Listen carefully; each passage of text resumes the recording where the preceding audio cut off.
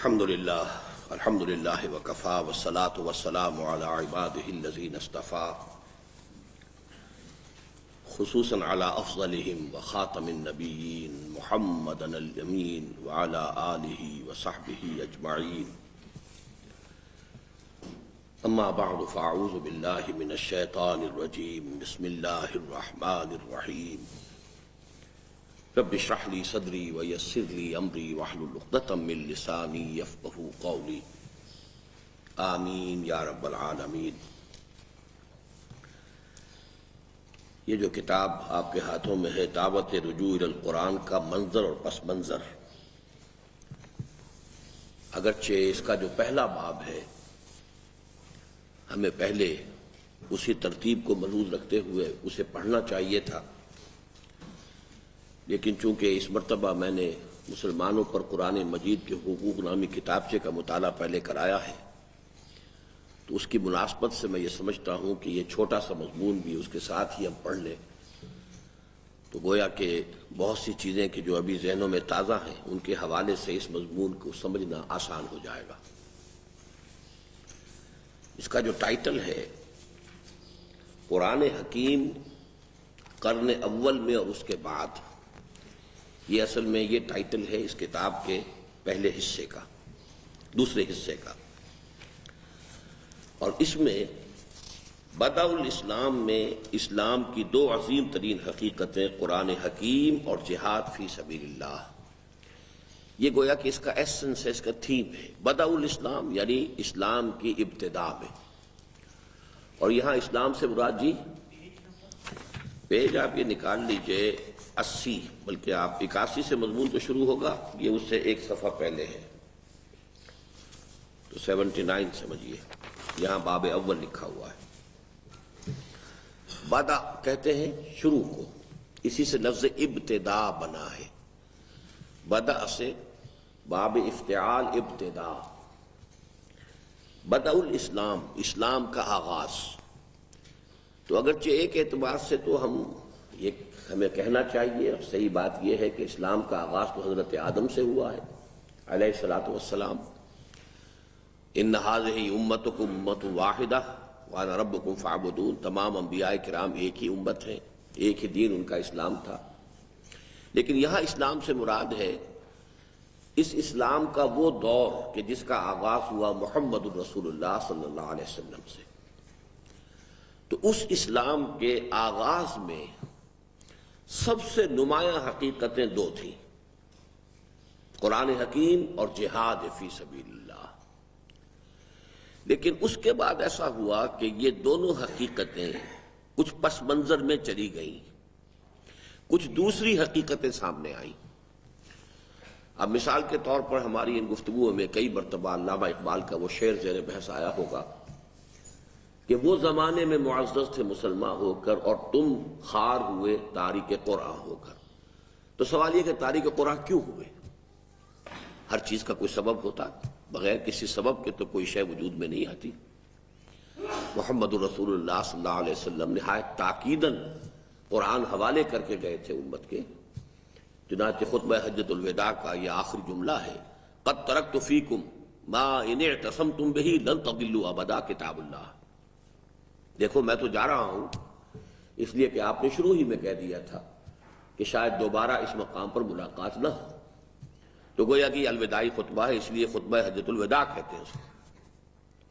تو آپ نے اطمینان دلایا کہ اگرچہ میں جا رہا ہوں لیکن تمہیں بے یار و مددگار چھوڑ کر نہیں جا رہا ہوں، قد ترکت فیکم، میں وہ چیز چھوڑ کر جا رہا ہوں تمہارے مابین، ما ان اعتصمتم بہ، کہ جسے اگر تم مضبوطی سے تھامے رکھو گے، اعتصام، لن تضلوا ابدا، کبھی گمراہ نہیں ہوگے، کتاب اللہ، وہ کتاب اللہ ہے۔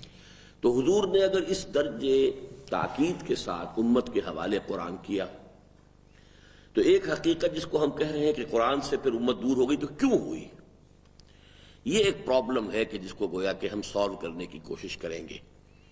اسی طرح فارسی میں علامہ اقبال کے جو دو اشعار ہیں وہ بھی ہم نے بہت عام کیے ہیں، اللہ کا شکر ہے، وہ اسی کا گوئی سمجھیے کہ نہایت ایک پرجلال انداز میں اسی اردو کے سادہ سے شعر کی ترجمانی فارسی کے دو اشعار میں ہے۔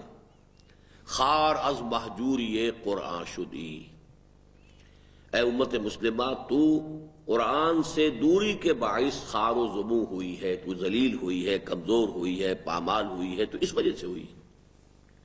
شکوہ سنجے گردش دوراں شدی، گردش دوراں فلک کج رفتار، اس کا خامخواہ شکوہ کر رہی ہو۔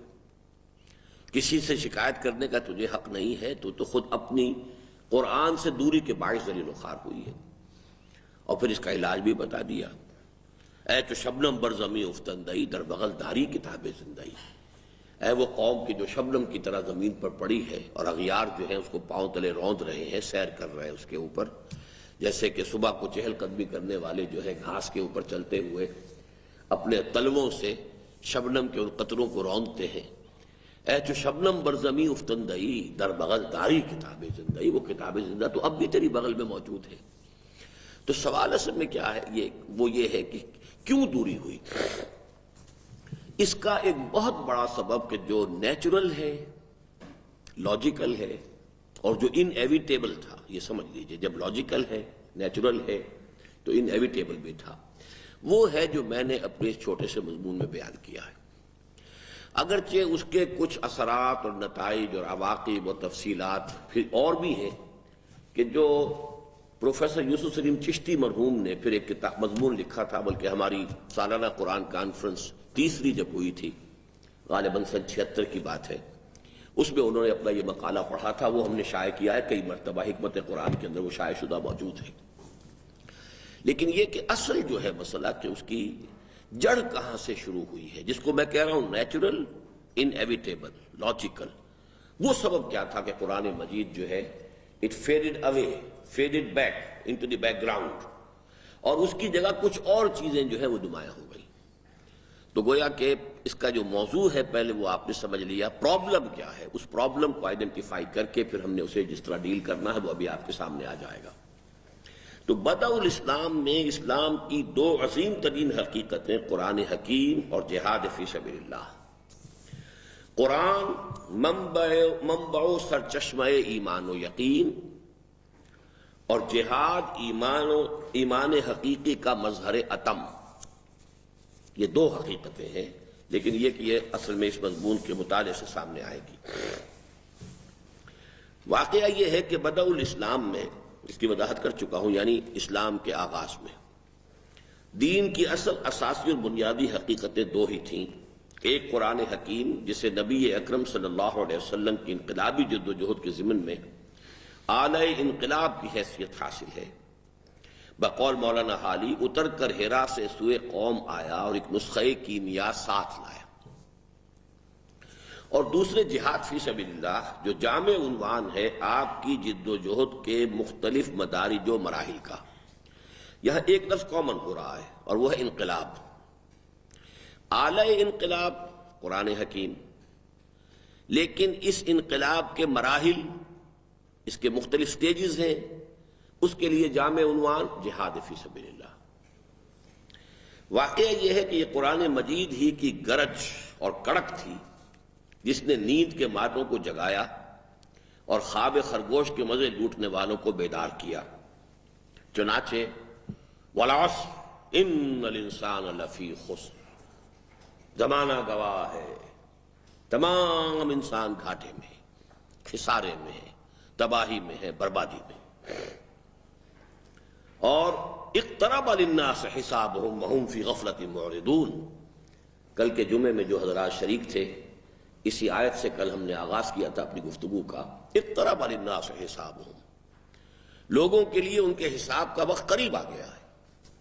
وهم في غفلة معرضون، اور وہ اپنی غفلت کے اندر اعراض کیے چلے جا رہے ہیں، پہلوت ہی کر رہے ہیں، اعراض کر رہے ہیں، کہ چونکا دینے والی صدائیں، اور القارعہ ما القارعہ وما ادراک ما القارعہ، اور الحاقہ ما الحاقہ وما ادراک ما الحاقہ کی بیدار کن ندائیں ہی تھیں جنہوں نے پورے عرب میں ہلچل مچا دی۔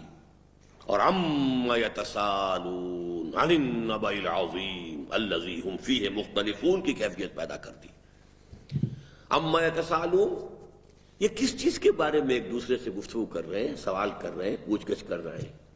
یعنی یہ جو خبر دی محمد رسول اللہ صلی اللہ علیہ وسلم نے کہ قیامت کے بعد قیامت آئے گی، قیامت کے بعد تمہیں اٹھا کر کھڑا کر دیا جائے گا، بعث بعد الموت ہوگا اور پھر تمہیں جواب دہی کرنی ہے۔ یہ ہے بنیادی نقطہ دعوت انبیاء کا۔ اسی لیے پچھلی مرتبہ بھی ہم نے جو نوٹ کیا تھا کہ انذار جو ہے وہ ابتدائی نقطہ ہے دعوت انبیاء کا، خبردار کا، کہ تم یہ نہ سمجھو کہ زندگی بس یہی زندگی ہے کہ بابر و عیش کوش کے عالم دوبارہ نیست۔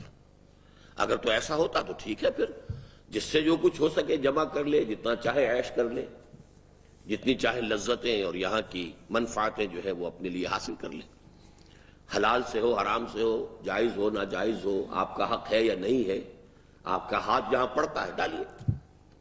لیکن اگر یہ جواب دہی ہے، اگر کوئی عالم اور ہے، اگر بعث بعد الموت ہے، تب معاملہ جو ہے اب قابل غور ہو جائے گا۔ پھر تو انسان کو جو ہے ایک ایک قدم پھونک کر اٹھانا پڑے گا اور ایک ایک لفظ زبان سے پہلے اسے اچھی طرح تول کر نکالنا ہوگا۔ تو کروشل پوائنٹ یہی ہے۔ چنانچہ اولین آیات اور اولین سورت قرآن مجید کی اصل میں ایمان بالآخرہ، بعث بعد الموت، جنت اور دوزخ، ابدی زندگی، اس کے کیفیات، اس کے احوال، انہی پر مشتمل ہے۔ تو عما یتساءلون ایک ہلچل سے پیدا ہوئی، کیا بات کہہ رہے ہیں محمد صلی اللہ علیہ وسلم، عما یتساءلون، تو جو اب معاشرے کے اندر اس سے ایک عام جو ہے گفتگو چھڑ گئی، اس کی عکاسی ہے اس میں۔ عما یتساءلون، یہ کس چیز کے بارے میں ایک دوسرے سے گفتگو کر رہے ہیں، چہمے گوئیاں ہو رہی ہیں۔ یا تساءلون جو ہے اس کا صحیح ترین ترجمہ ہوگا چہمے گوئی، اس لیے کہ سوال کرنا، سآل یسألو، اور اس سے پھر باب افتعال بن جائے گا، یتساءلو، تساؤل، تفاعل بنے گا، باب تفاعل، کہ بہت ہی کثرت سے سوال کرنا۔ تو چہمے گوئی ہو رہی ہے، چہمے گوئیاں ہو رہی ہیں۔ عما یتساءلون، کس چیز کے بارے میں چہمے گوئیاں ہو رہی ہیں؟ چہمے گوئی یہ کیا ہے؟ اردو میں ہم بہت بولتے ہیں اس لفظ کو، کبھی آپ نے اس کو اینالائز کیا؟ چہ کیا، میں گوئی تو کہتا ہے، تو کیا کہہ رہا ہے؟ چہمے گوئی۔ اب یہ ایک محاورہ بن گیا، چہمے گوئی ہو رہی ہے، چہمے گوئی ہو رہی ہے، لیکن یہ فارسی کے جو تین الفاظ سے مل کر بنا ہے۔ چہ یعنی کیا، میں گوئی تم کہتے ہو، یعنی تمہارا کیا خیال ہے اس معاملے میں؟ محمد نے یہ کہا ہے صلی اللہ علیہ وسلم، عن النبأ العظیم، اس بڑی خبر کے بارے میں، الذی ہم فیہ مختلفون، کہ جس کے بارے میں اب یہ اختلاف میں مبتلا ہو گئے۔ کوئی کہتا کہ نہیں کیسے ہو سکتا ہے، ہمارے آباء و اجداد جن کی ہڈیاں بھی گل سڑ گئیں، اب ان کی تو ہڈیاں بھی موجود نہیں ہیں، کیا دوبارہ وہ بھی اٹھا لیے جائیں گے؟ اوا آباؤنا الاولون، کیا ہمارے اگلے آباء و اجداد بھی اٹھا لیے جائیں گے؟ اذا کنا عظاما نخرہ، کیا جب کہ ہماری گلی سڑی ہڈیاں رہ جائیں گی پھر اٹھا لیے جائیں؟ کیسے ہو سکتا ہے؟ ہاتھ لما توعدون، نہیں، انہونی بات ہے، بالکل انہونی بات ہے، بڑی دور کی بات ہے۔ یہ کہاں کی کوڑی لائے ہیں محمد صلی اللہ علیہ وسلم، کیا بات کر رہے ہیں؟ یہ ہے وہ کیفیت جس کا میں نے نقشہ جو ہے آپ کے سامنے کھینچا تفصیل سے، وہاں سے ہم آغاز کر رہے ہیں۔ بقول مولانا حالی، وہ بجلی کا کڑکا تھا یا صوت ہادی کے عرب کی زمین جس نے ساری ہلا دی۔ ایک ہلچل، ایک چہمے گوئی، ایک باہمی گفتگو کا موضوع بن گیا۔ پھر اسی کی آیات بینات تھیں، جنہوں نے هو الذی ينزل علی عبدہ آیات بینات لیخرجکم من الظلمات الی النور، یہ سورۃ الحدید کی آیت ہے جو آپ کے مطالعہ قرآن حکیم کے منتخب نصاب کا آخری سبق ہے، یہ کلائمیکس ہے اس منتخب نصاب کا، اس کی یہ آیت نمبر 9۔ وہی ہے اللہ جو نازل فرما رہا ہے اپنے بندے پر آیات بینات، نہایت روشن آیات، لیخرجکم، تاکہ نکالے تمہیں، من الظلمات، اندھیروں سے، ظلمت اندھیرا، اندھیروں سے، الی النور، نور کی طرف۔ گویا کہ قرآن مجید کا بیسک فنکشن کیا ہے؟ انسان کو اندھیروں سے روشنی میں لانا۔ ایک بات تو یہ نوٹ کر لیجئے، اور یہ ہمیشہ بھی آپ چونکہ سورہ نور کا شاید درس بھی سن رہے ہیں، اس میں بھی یہ نقطہ واضح ہوا ہے، شاید پڑھ چکے ہوں یا سن چکے ہوں، قرآن نور کو ہمیشہ واحد استعمال کرتا ہے، کہیں انوار کا لفظ نہیں آیا، اور ظلمات ہمیشہ جمع میں آئیں گی، ظلمت، ظلمات۔ اس کی وجہ کیا ہے؟ ایبسلیوٹ لائٹ، اس کا ایک تصور آپ کر سکتے ہیں، اس سے جہاں بھی ایک کمی پیدا ہونی شروع ہوگی، یہ گویا کہ اب شیڈز آف ڈارکنس ہے، کہیں وہ شیڈ آف ڈارکنس ابھی بڑا ہلکا سا ہے، اور پیچھے ہٹیں گے اور گہرا ہو جائے گا، اور پیچھے ہٹیں گے اور گہرا ہو جائے گا، اور دور ہوں گے اور گہرا ہو جائے گا۔ تو لائٹ ایک حقیقت ہے، دی ایبسولوٹ لائٹ، لیکن جتنی جتنی اس سے پسپائی ہوگی، these are all shades of darkness. ہم یہ بھی کہہ سکتے ہیں کہ ڈارکنیس ایک حقیقت ہے، ایبسولوٹ ڈارکنیس، اس میں جتنی جتنی روشنی ہوگی گویا کہ یہ شیڈز آف لائٹ ہیں، یہ درجات ہیں روشنی کے۔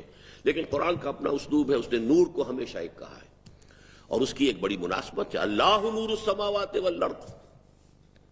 تو جو توحیدی تصور ہے، جب کسی بھی درجے میں خود ذات باری تعالیٰ کو یا اس پر ایمان کو اگر نور سے تعبیر کیا جا رہا ہے تو اس کو ہمیشہ واحد ہی کے صیغے میں قرآن لایا ہے۔ یہ اس کے اپنے اسلوب اور اپنے بنیادی عقیدے کے عین مطابق ہے۔ نور واحد، اور اب گمراہیوں کی بے شمار شکلیں۔ شرک ایک قسم کا ہے، شرک فی ذات ہے، شرک فی صفات ہے، شرک فی الحقوق ہے، شرک خفی ہے، شرک جلی ہے، کفر ہے، الحاد ہے، مادہ پرستی ہے، لا ادریت ہے۔ یہ ساری چیزیں جو لا ادریت، ایگنوسٹسزم، ہمارے ہاں فلاسفہ کا ایک اسکول آف تھاٹ یہ ہے، ایگنوسٹسزم، کہ ہم کچھ نہیں جان سکتے، اس کائنات کی حقیقت کو ہم نہیں سمجھ سکتے۔ اسکیپٹسزم، ارتیابیت، کہ بس جو کچھ ہے کوئی شک سا تو ہوتا ہے، باقی حقیقت تو اب جیسا کہ انبیاء کا معاملہ تھا، وہ تو کہتے تھے ایسا حق ہے۔ کسی فلسفی کے کلام میں اور کسی فلسفے کی کسی تصنیف میں آپ کو یہ زور نہیں مل سکتا کہ ذالک الکتاب لا ریب فیہ، یہ کتاب تو وہ ہے جس میں شک و شبہ کی گنجائش ہی نہیں۔ بڑے سے بڑا فلسفی کہے گا مجھے یوں خیال ہوتا ہے، مجھے یوں سمجھ میں آتا ہے، یہ بات یوں محسوس کی ہے۔ اب ہمارے ہاں بڑی مثال علامہ اقبال کی ہے۔ علامہ اقبال اپنے ریکنسٹرکشن والے لیکچرز کے پریفیس میں لکھتے ہیں کہ میں یہ نہیں کہہ سکتا کہ جو کچھ میں نے ان خطبات میں کہا ہے بس وہی ٹھیک ہے، بس ضرورت اس بات کی ہے کہ ہم ان خطوط پر آگے بڑھتے رہیں، طالب علمانہ ایٹیچیوڈ برقرار رکھیں۔ ہو سکتا ہے کہ بعد میں جیسے جیسے وقت گزرے اور صحیح تر حقائق سامنے آئے، یہ ہے ان کی وہ ہیوملٹی کہہ لیں اسے۔ لیکن یہ ہیوملٹی جو ہے یہ آپ کو ہر بڑے فلسفی میں ملے گی، آئی کانٹ بی شور۔ نبی کا معاملہ بالکل مختلف ہوتا ہے، وہ جو کہتا ہے پیغمبر ہر چیز دیدہ گویت، اس کے لیے چونکہ اپنے مشاہدے پر مبنی ہے، لہذا ارتیابیت اور ایگنوسٹسزم، لا ادریت، لا ادری اصل میں کہتے ہیں میں نہیں جانتا، یہ تو عربی کا لفظ ہے لا ادری، یہ ہے ایگنوسٹسزم۔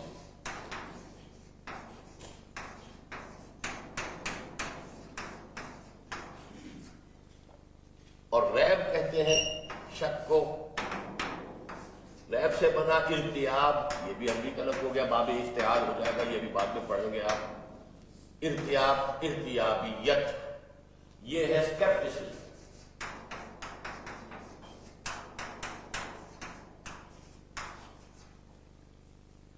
Maybe it is so, maybe it is not so، یہ ہے شک، ہو سکتا ہے ایسا ہو سکتا ہے کہ ایسا نہ ہو۔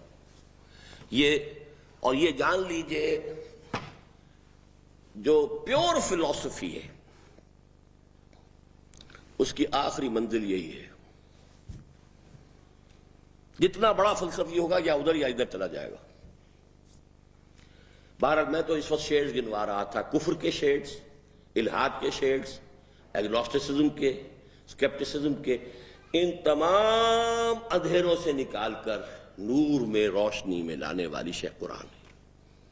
هو الذی ينزل على عبده آیات بینات لیخرجکم من الظلمات الى النور، کہ مصداق انسانوں کو شرک، الحاد، مادہ پرستی، حب عاجلہ اور حیوانیت محضہ۔ حب عاجلہ دنیا کی محبت، عاجلہ عجلت سے بنا ہے۔ عاجلہ یہ دنیا جو ہمارے سامنے ہے، چونکہ یہ فوری طور پر موجود ہے، یہاں کی لذت بھی فوراً محسوس ہوتی ہے، یہاں کی تکلیف بھی فوراً محسوس ہوتی ہے۔ آخرت کی لذتیں بھی ابھی دور ہیں، غیر محسوس ہیں، اور وہاں کی سزائیں یا عذاب جو ہے وہ بھی ابھی ہمارے سامنے نہیں ہے۔ تو آخرہ کے مقابلے میں قرآن مجید دو الفاظ استعمال کرتا ہے، آخرہ، اور اس کو آخرت ہم کہتے ہیں۔ یہ دنیا بھی استعمال کرتا ہے اس کے لیے. دنیا جو ہے ادنا کا مؤنث ہے. یہ دنیا اردو کا لفظ نہیں، عربی کا لفظ ہے. ادنا قریب تر، جیسے اکبر سب سے بڑا، کبرا سب سے بڑی، اصغر سب سے چھوٹا، صغرا سب سے چھوٹی. ادنا جو قریب ترین ہے، اور دنیا جو مؤنث ہے اس کی قریب ترین.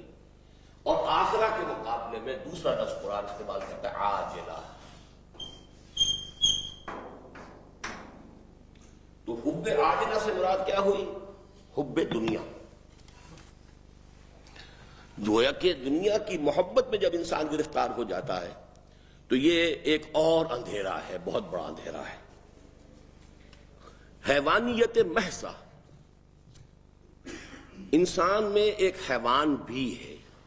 سارے حیوانی تقاضے ہمارے ہیں، جتنے بھی اینیمل انسٹنکٹس ہیں سب کے سب ہم میں موجود ہیں. پریزرویشن آف دی سیلف، اپنے آپ کو زندہ رکھنا ہے، کھائے گا، پیے گا، بھوک لگے گی، بھاگے گا، دوڑے گا. کاہے کے لیے؟ پریزرویشن آف دی سیلف، اپنے آپ کو باقی رکھنا. پریزرویشن آف دی اسپیشیز، نسل کو باقی رکھنا ہے، اس کے لیے جنسی تقاضا ہے. اب اس کے لیے شادی کر رہے ہیں، گھر بسا رہے ہیں، اپنے اوپر کتنی مصیبت جھیل رہے ہیں. کہاں ایک پیٹ کا بھرنا، کہاں 10 پیٹوں کو بھرنے کے لیے تیار ہو رہا ہے. فوراً ایک اور کا تو اس نے ذمہ داری لینی ہے نا، اس کے بعد بچے ہوں گے، ان کی ذمہ داریاں ہوں گی. یہ سارا بوجھ کیوں اٹھا رہا ہے؟ اس لیے کہ انسٹنکٹ ہے، بیسک انسٹنکٹ ہے، اینیمل انسٹنکٹس ہے، پریزرویشن آف دی اسپیشیز. تو یہ بیسک انسٹنکٹ. اسی طرح اس میں یہ بھی ہے، ریسٹ بھی چاہیے، یہ بھی ضرورت ہے. ریوائٹلائزیشن کے لیے ہر حیوان کو، ہر لیونگ ٹیشو کو ریسٹ چاہیے.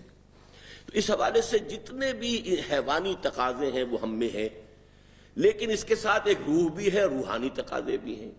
لیکن جب روح کی طرف سے نگاہ بند ہو گئی، جیسے کہ کل کے لیکچر میں نے کہا تھا، دجالیت تو نام اسی کا ہے کہ ایک آنکھ بند ہو گئی اور ہم نے صرف مادے ہی کو سب کچھ سمجھ لیا، جسم ہی کو سب کچھ سمجھ لیا، حیات دنیاوی ہی کو سب کچھ سمجھ لیا، کائنات ہی کو سب کچھ سمجھ لیا. ساری دوڑ دھوپ اسی کی سمجھنے میں، اسی کے انویسٹیگیشن میں، اسی کی اسٹڈی میں، اسی کے تمام قوانین جو ہے فزیکل کیمیکل لاز کے، ان کی تلاش کرنے میں اس میں لگے ہوئے. اس کو بھول گئے کہ کوئی اس کا پیدا کرنے والا بھی ہے، اس کی بھی ذات و صفات کے کوئی مسائل ہیں جو ہمیں سمجھنا چاہیے، غور کرنا چاہیے. ہماری کوئی روح بھی ہے، ہماری کوئی حقیقت اور بھی ہے اس جسم اور حیوانیت کے علاوہ. جب انسان اس چکر میں آیا اسے حیوانیت محضہ کہیں گے. محض کہتے ہیں اسی پر اکتفا کر لینے والی شے. جب انسان اپنے آپ کو محض حیوان سمجھ بیٹھے، حیوان وہ ہے نو ڈاؤٹ، لیکن صرف حیوان سمجھ بیٹھا انسان، اور یہی اصل میں ہوا. ڈارون کے نظریے میں اگر اس کے ساتھ دوسرا فلسفہ موجود رہتا کہ روح ایک دوسری حقیقت ہے، روح کا کوئی سوال نہیں ہے، روح مادی حقیقت نہیں ہے. ڈارون نے جو کچھ کہا ہے وہ انسان کے وجود مادی یا وجود حیوانی کے بارے میں کہا ہے. اگر یہاں تک بات رہتی تو ڈارون کے نظریے میں کوئی فساد نہیں تھا. اس کو آپ اس کی فیس ویلیو کے اوپر چاہیں اس کو ڈسکس کریں، قبول کریں، ریجیکٹ کر دیں، اس کے کیا دلائل ہیں، اس کے جو اس نے جو ڈیٹا فراہم کیا ہے وہ ایکسیپٹیبل ہے نہیں ہے، یہ ساری چیزیں اپنی جگہ پر. اس سے کوئی فساد پیدا نہ ہوتا کہ جس میں انسانی وجود حیوانی کے لیے ایک توجہ ہے جو ہو رہی ہے، لیکن انسان کی ایک دوسری حقیقت جو ہے، جو اصل انسان ہے، وہ اس کا روحانی وجود ہے. لیکن جب روحانی وجود ذہن سے نکل گیا، رہ ہی گیا صرف حیوانی وجود، اور حیوانی وجود کے بارے میں یہ تصور آ گیا کہ لوور اینیملز کی ہائر ڈیولپڈ فارم ہے، تو گویا کہ جتنا فرق ہے گدھے اور گھوڑے میں اتنا ہی فرق ہے شمپینزی میں، گوریلے میں اور انسان میں. The difference is only quantitative, not qualitative. کوئی بنیادی نوعیت کا فرق نہیں ہے انسان میں اور حیوان میں. البتہ یہ کہ ایک کوانٹیٹیو ہے، مقدار کے اعتبار سے ہے کہ گدھا جو ہے ذرا کورس اینیمل ہے اور گھوڑا جو ہے ذرا ریفائنڈ اینیمل ہے. اسی طرح بس معاملہ ہے اس کا گوریلے کا اور شمپینزی کا اور انسان کا. اب معلوم ہوا کہ اس کا پھر منطقی نتیجہ نکلا اور وہ آپ کو ملے گا. فرینچ لٹریچر میں ساری چیزیں ملیں گی. انسان بھی حیوان ہے. جب حیوانات میں کوئی فرق نہیں ہوتا، ماں بہن بیٹی بیوی کا کوئی فرق نہیں ہے، تو ہم نے خواہ اپنے اوپر جو ہے یہ قیود عائد کر لی. جہاں پیاس لگتی ہے جو پانی ملتا ہے آدمی پی لیتا ہے، جہاں جنسی پیاس بڑھ کے جہاں سے جس طریقے سے بھی اس کی تسکین کر لی جائے، خام خواہ یہ حلال یہ حرام یہ جائز یہ ناجائز، یہ رشتہ جو ہے محرمات عبدیہ میں سے ہے، اس کے ساتھ ہمارا کوئی تعلق نہیں، وغیرہ وغیرہ، یہ سب ہم نے خام خواہ اپنے اوپر بیڑیاں اپنے پاؤں میں ڈال لی ہے۔ جب ان حیوانوں کے اندر نہیں ہے تو کاہے کو ہم نے اپنے اوپر یہ اضافی جو ہے ذمہ داریاں اور اضافی بوجھ ڈال دی؟ یہ باقاعدہ یعنی وہاں کے یعنی فرانسیسی ادب کا یہ بڑا حصہ ہے۔ کوئی وجہ تو ہے نا، آخر اس کے بعد نیوڈسٹ سوسائٹیز بن گئیں اور سب کچھ ہو گیا، اور آج فری سیکس جو ہے اس کے لیے باقاعدہ بڑی بڑی اسکیمیں ہیں، بڑی تحریکیں ہیں۔ ان کے پیچھے کیا ہے؟ حیوانیت محض، کہ انسان کو جب آپ نے سمجھا یہ کہ انسان محض حیوان ہے اور اس کی حقیقت روحانی آپ کی نگاہ سے اوجھل ہو گئی، تو ظاہر بات ہے کہ پھر اس کا جو بھی ہیوک اس نے پلے کرنا تھا اس نے پلے کیا ہے۔ تو اب یہاں الفاظ نوٹ کیجئے، پھر اسی کی آیات بینات تھیں جنہوں نے هو الذی ينزل علی عبدہ آیات بینات لیخرجکم من الظلمات الی النور کے مصداق انسانوں کو شرک، الحاد، مادہ پرستی، حب عاجلہ اور حیوانیت محضہ کے ظلمات بعضها فوق بعض۔ یہ آپ کا ختم ہو چکا ہے درس سورہ نور کا یا نہیں؟ تو اس میں یہ الفاظ تو آپ نے پڑھ لیے ہوں گے نا۔ تاریکیاں ہیں تہ برتہ، تاریکیاں ہیں اندھیرے ہیں ایک دوسرے کے اوپر، یہ الفاظ سورہ نور ہی سے ماخوذ ہیں۔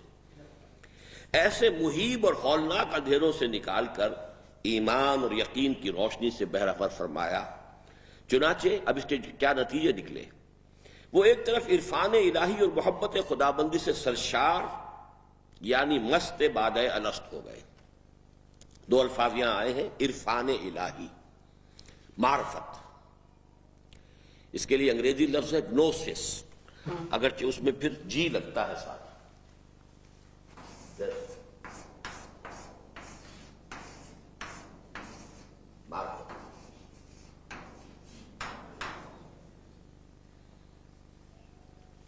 معرفت الہی، اور دوسرا لفظ ہے محبت، محبت خداوندی۔ یہ دونوں چیزیں فنکشن ہے روح کا۔ عقل حیوانی تو یہاں تک پہنچا دے گی کہ کوئی ہے اور ایک ہے، بس جو آپ پڑھ چکے ہیں آیات، ان فی خلق السماوات والارض واختلاف اللیل والنہار لآیات لأولی الالباب۔ لیکن اس کے ساتھ یقین جو پیدا ہوتا ہے معرفت کا، وہ روح انسانی کا کام ہے۔ اسی طرح محبت یہ روح انسانی کے اندر موجود ہے۔ مولانا روم کی مثنوی کا پہلا شعر ہے بڑا عجیب، بشنو از نئے چو حکایت می کند بس جدائی ہا شکایت می کند۔ یہ نئے بانسری جو ہوتی ہے، ذرا اس سے سنو، یہ کوئی بات کہہ رہی ہے، اس میں سے جو ہوک نکل رہی ہے یہ جدائی کی شکایت کر رہی ہے۔ بانس کے اندر کہیں تھی، وہ لگی ہوئی تھی، درخت میں تھی، اس میں سے کاٹ کر اس کو یہ نئے بنا دیا گیا۔ بشنو از نئے چو حکایت میں کند بس جدائی ہا شکایت میں کند۔ روح انسانی کے اندر بھی یہی ایک پیاس رہتی ہے۔ جدید فلسفوں میں سے بہت اہم فلسفہ ہے جس کو کہتے ہیں ایگزسٹانشلزم۔ ایگزسٹانشلزم کا مین تھیم کیا ہے؟ کرب، پین آف ایگزسٹنس۔ جو جتنا ذہین اور حساس انسان ہوگا اتنا ہی اس کے اندر کرب، کوئی غم کسی کیفیت، اداسی کسی کیفیت، لونلینس اتنی ہی زیادہ ہوگی۔ اور یہ ساری کیفیات کیوں ہیں؟ کہ اس کی روح جو ہے وہ کچھ احتجاج کرتی ہے، وہ کچھ چاہتی ہے جو اسے نہیں مل رہی۔ معاملہ یہ ہے کہ ہم پیٹ مانگتا ہے، ہنگر پینز ہوتی ہے، بھوک لگتی ہے، فوراً ہم اس کی طرف متوجہ ہو جاتے ہیں، we have to fill the stomach anyhow۔ لیکن روح کی جو وہ دبی ہوئی پیاس ہے، اس کے اندر جو محبت خداوندی ہے، ہجران الہی سے اس کے اوپر جو اداسی طاری ہوتی ہے، اس کو ہم احساس نہیں کرتے۔ لیکن جن لوگوں کی کچھ مزاج کے اندر یہ چیز ہوتی ہے، ایگزسٹانشلزم، کرب، یہ احساس محسوس کرتا ہے۔ تو بشنو از نئے چو حکایت می کند وز جدائی ہا شکایت می کند. تو روح انسانی میں یہ دونوں چیزیں موجود ہیں. تو پہلا نتیجہ یہ نکلا حب عاجلہ، حیوانیت محضہ، شرک، الحاد، کفر کے بادلوں سے نکلے، اندھیاروں سے نکلے، معرفت خداوندی کی روشنی میں آئے اور محبت خداوندی کی چاشنی اور اس کی ایک ہلکی سی آنچ جو ہے انسان کو اپنے اندر محسوس ہوئی. یہ ایک نتیجہ ہوا. دوسری طرف دنیا و مافیہ ان کی نگاہوں میں مچھر کے پر سے بھی حقیر تر ہو گئے. یہاں مست بادہ الست کو سمجھتے ہیں آپ لوگ کیا مطلب ہے؟ الست آتا ہے لفظ قرآن مجید میں. اللہ تعالیٰ نے تمام ارواح انسانیہ کو پہلے پیدا کیا تھا، ابھی اجساد کی پیدائش شروع نہیں ہوئی تھی، عالم ارواح. اس وقت اللہ نے ان تمام ارواح سے ایک عہد لیا تھا، الست بربکم قالوا بلا. کیا میں تمہارا مالک پروردگار رب نہیں ہوں؟ تمام ارواح انسانیہ نے اقرار کیا، کیوں نہیں پروردگار، تو ہمارا رب ہے. یہ عہد کر کے ارواح انسانیہ دنیا میں آئی ہے. تو اس کو کہتے عہد الست. الست بربکم قالوا بلا. جن لوگوں نے دنیا میں آ کر ان اندھیاروں سے نکل کر پھر اپنے اس عہد کو تازہ کر لیا، پہچان لیا اپنے رب کو، جیسے سورہ لقمان میں بھی آپ نے پڑھ لیا کہ تمام سلسلہ آئے اسباب سے نکل کر انسان ایک جمپ لگاتا ہے، مسبب الاسباب تک پہنچ جاتا ہے. انی وجہت وجہی للذی فطر السماوات والارض حنیفا. کیونکہ وہاں تو ہم صرف ارواح کی شکل میں تھے، نہ پیٹ تھا، نہ کوئی شہوانی جذبہ تھا، نہ کوئی گھر گرستی کے دھندے تھے، نہ وہ اپنی کہیں کاروبار میں جانا تھا، نہ کہیں معاش کی جد ارواح تھی. لہذا اس وقت تو اللہ کی محبت ہی محبت تھی، اللہ پر ایمان. الست بربکم قالوا بلا. یہاں ہم آئے ہیں تو 100 چکروں میں باندھ کر، جس کو بہت عمدہ کیا ہے کہ درمیان قار دریا تختہ بندم کر دئی، باز می گوئی کے دامن ترمکن ہوشیار باش. اے اللہ تو نے ہمیں سمندر میں ایک تختے کے اوپر ڈال کر پھینک دیا ہے، اور تقاضا ہم سے یہ ہے کہ تمہارا دامن تر نہیں ہونا چاہیے. اس دنیا میں ہمیں ڈالا ہے، پیٹ ہمیں لگا ہوا ہے، دھندے ہمارے ساتھ ہیں، ہمارے سوشل تقاضے ہیں، مطالبے ہیں، بھاگ ہے، دوڑ ہے، ہر طرف جو ہے پھر وہ گناہ کی دعوت ہے، طرح طرح کی ٹیمپٹیشنز ہیں. اور اے اللہ ہمیں یہاں ڈال کر تو کہتا ہے کہ دیکھنا دامن تر نہ ہو، کہیں گناہ میں آلودہ نہ ہو جانا، کہیں کوئی میری جو ناراضگی والی بات ہے اس میں ملوث نہ ہو جانا. درمیان قار دریا تختہ بندم کر دئی، باز بھی گوئی کہ دامن ترما کن ہوشیار باش. یہاں پر رہتے ہوئے پھر انسان کا معاملہ یہ ہے کہ یہاں پر رہ کر بھی اگر کسی نے اللہ کو پہچان لیا، اسی کی محبت جو ہے اور وہی اس کا مقصود و مطلوب بن گئی. شاید آپ نے وہ حقیقت شرک میں وہ پھر میرے وہ الفاظ نوٹ کر لیجئے کہ توحید کے 3 مفہوم ہیں جو مختلف لیولز پر واضح ہوتے ہیں. لا الہ الا اللہ پہلا مفہوم کیا ہے عوامی سطح پر؟ لا معبود الا اللہ. اس سے اوپر چلیے، لا الہ الا اللہ کا مفہوم لا محبوب الا اللہ، لا مقصود الا اللہ، لا مطلوب الا اللہ. مقصود و مطلوب و محبوب حقیقی صرف اللہ. کوئی اور شے مطلوب و مقصود و محبوب حقیقی کے درجے میں شامل ہو گئی، یہی شرک ہے. اس سے اوپر کی سطح جو ہے وہ بہت اونچے اذہان کے لیے ہے، عام ذہن جو ہے اس کو گریسپ نہیں کر سکتے، شرک میں مبتلا ہو جاتے ہیں. وہ پھر ہے وہ وحدت الوجود.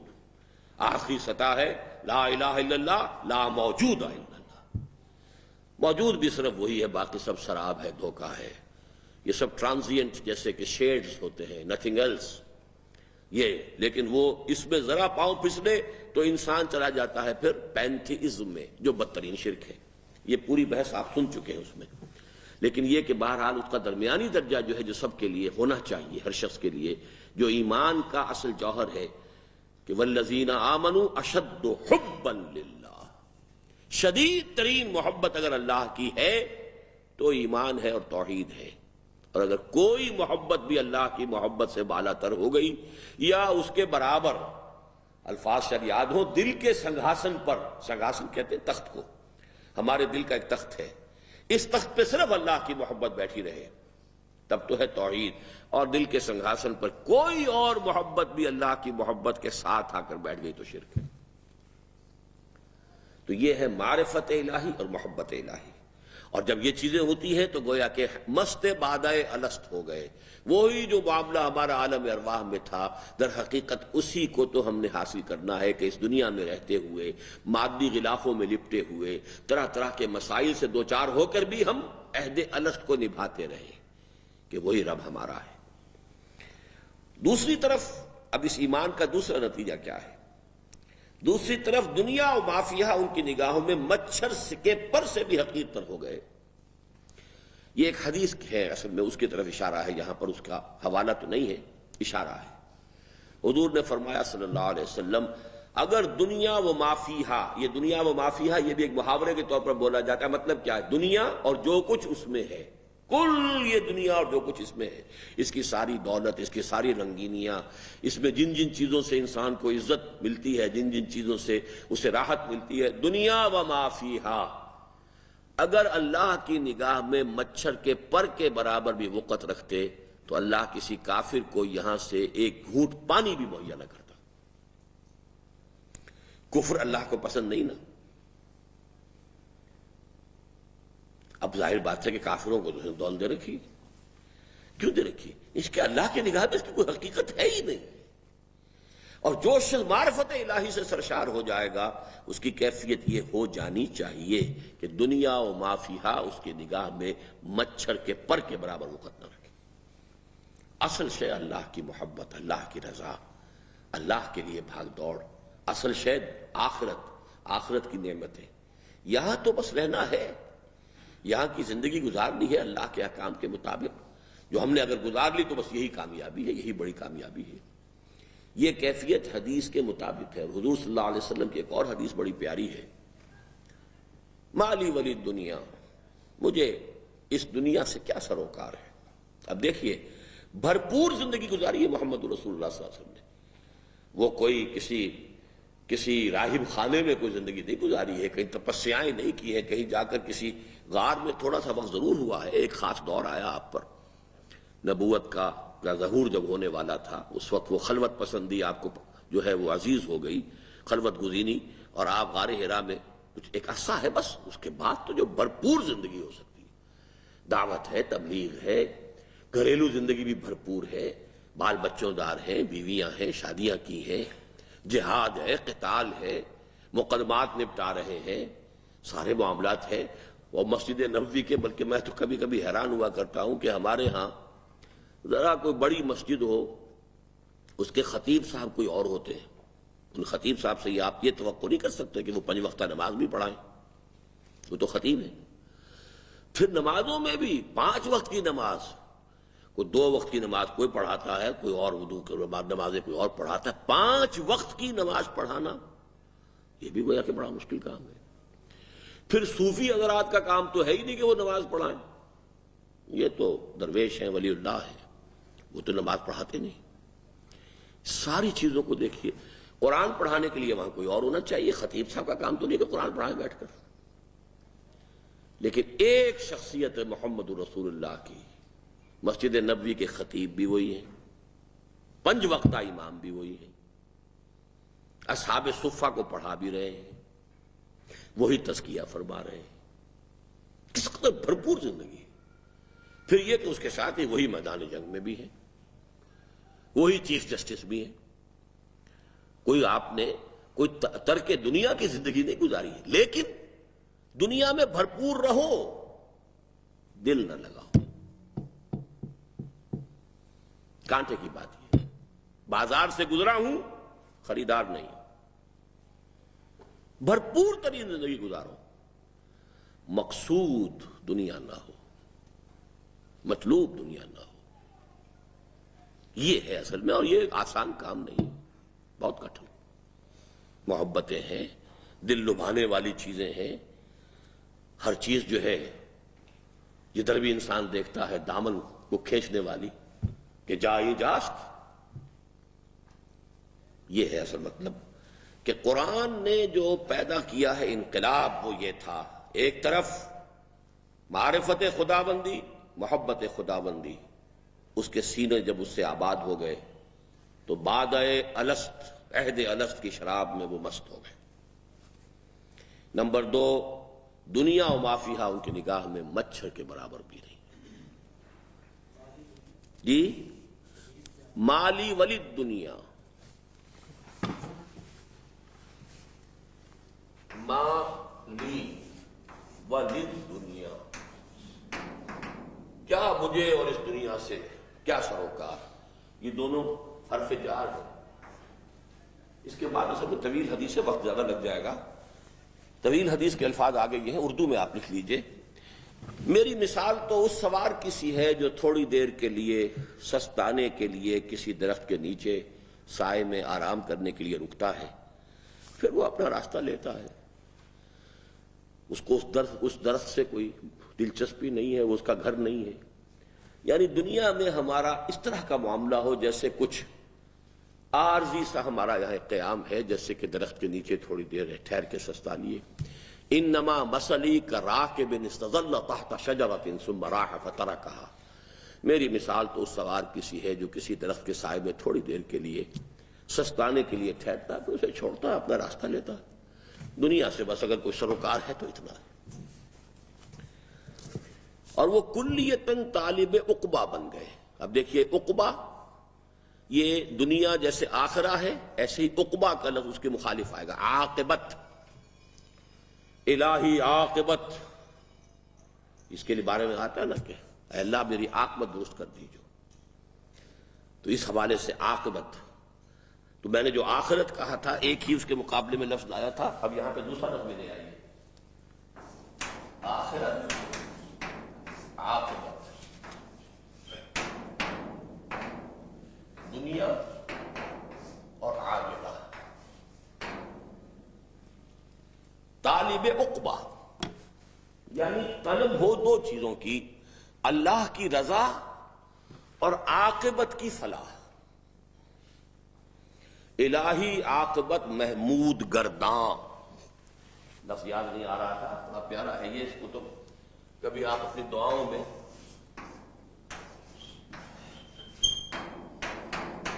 اے اللہ میری عاقبت کو قابل تعریف بنا دے، الہی عاقبت محمود کرتا۔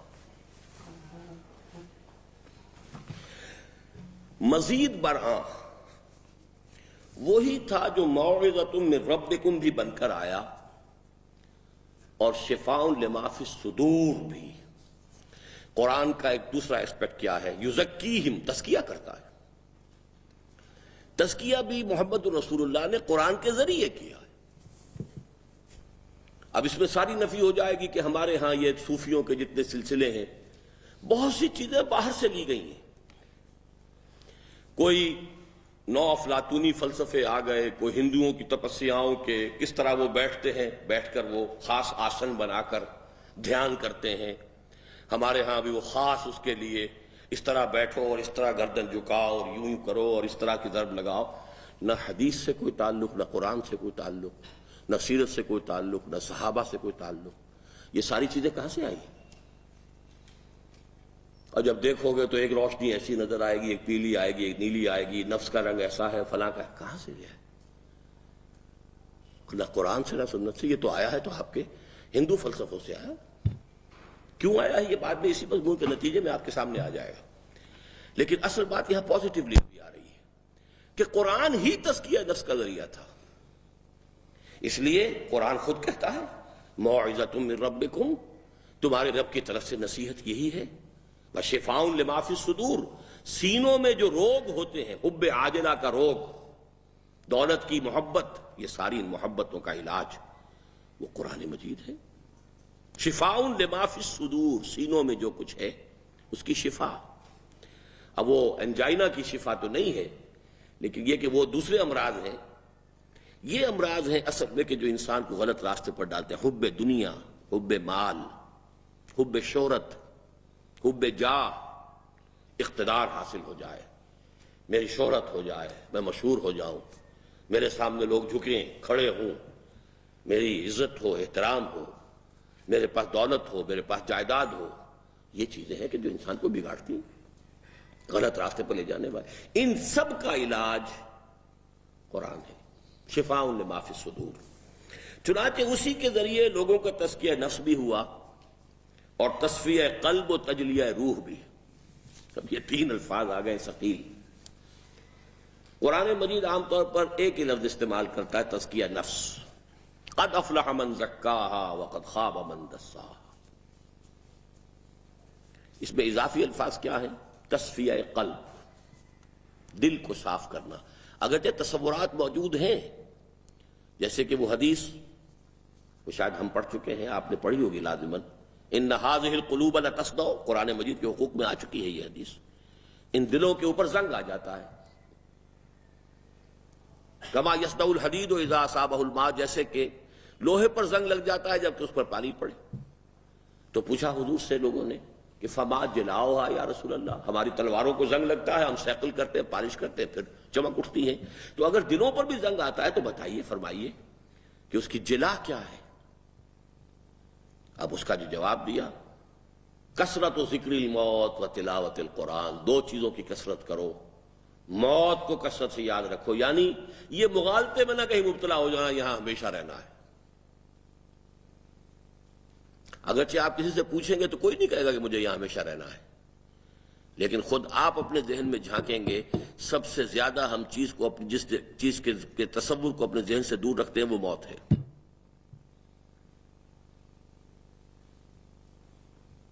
اسے ہم سمجھتے ہیں اور مرتے ہیں. چاہے کسی کو کندھے پہ اٹھا کے لے گئے، ابھی دفن کر کے آئے ہیں، اس وقت بھی تھوڑی دیر کے لیے تو آدمی کے کچھ احساس میں اور اس کے اعصاب میں کوئی ارتعاش سا ہوتا ہے، کچھ جھنجھناہٹ سی پیدا ہوتی ہے کہ بھائی منزل تو یہی ہے، یہیں آنا. واپس آئے اور پھر وہ بال بچے اور دنیا کے دھندے اور دکان اور ڈاکٹر صاحب بیٹھے ہوئے تو مطب اور آپریشن تھیٹر اور یہ اور وہ سب چیزیں وہی کی وہی ہیں. اسی میں آدمی ایسا گم ہوتا ہے. جو علامہ اقبال نے کہا ہے کہ کافر کی یہ پہچان کہ آفاق میں گم ہے، اور مومن کی یہ پہچان کہ گم اس میں ہے آفاق. وہ رہتا ہے دنیا میں لیکن اس سے بلند رہتا ہے. دنیا اس کے گویا کہ اس کے اندر گم ہو کر رہ جاتی ہے. وہ دنیا اس کو اپنے اندر گم نہیں کر سکتی. کافر کی یہ پہچان کہ آفاق میں گم ہے، اور مومن کی یہ پہچان کہ گم اس میں ہے آفاق. تو تصفیہ قلب، قلب کو صاف کرنا. قلب پر جو زنگ آ گیا ہے، قلب کے اوپر غبار آ گیا ہے. اسی لیے ہمارے اردو میں بھی فارسی میں بھی آئینہ قلب، دل کو ایک آئینے سے تشبیہ دی گئی ہے. اور ابھی آپ پڑھ چکے ہیں سورہ نور میں، مثل نورہ کمشکات فیہا مصباح، المصباح فی زجاجہ. ایک شیشہ ہے، اس شیشے کے اندر وہ جو دیا ہے وہ شیشے میں رکھا ہوا ہے. وہ آئینہ قلب ہے. اس کے اندر وہ روح ہے. اس روح میں وہ معرفت خداوندی اور محبت خداوندی موجود ہے. لیکن اس شیشے کے اوپر سموک آ گیا ہے. دھوئیں نے اس کو اتنا سیاہ کر دیا ہے کہ اب اس روح کی روشنی جو ہے وہ اندر ہی اندر ہے، باہر نکل ہی نہیں سکتی. اس کو اب صاف کر دیجئے، چمنی کو صاف کر دیجئے. اب اس کی روشنی جو ہے روح کی پورے وجود کو منور کر دے گی. یہی عمل ہے تصفیہ قلب. اور تیسرا لفظ میں یہاں اور لایا ہوں، تجلیہ روح. تجلیہ جلی، یعنی اگر چراغ کی روشنی مدھم ہے، بتی ذرا نیچے کو ہو گئی ہے، تو آپ اسے بھی تو اٹھاتے ہیں نا ذرا اوپر کہ وہ لو بھی پوری ہو جائے. تو روح کے اندر بھی تجلی، اس کی روشنی بڑھے. تین الفاظ اب یہاں آ گئے. تزکیہ نفس، یہ اصل میں ہمارے ہاں تصوف میں تو کہلاتی ہے لطائف ستہ.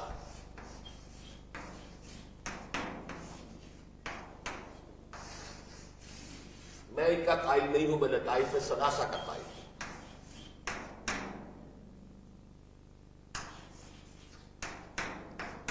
تین کیا ہے؟ نفس،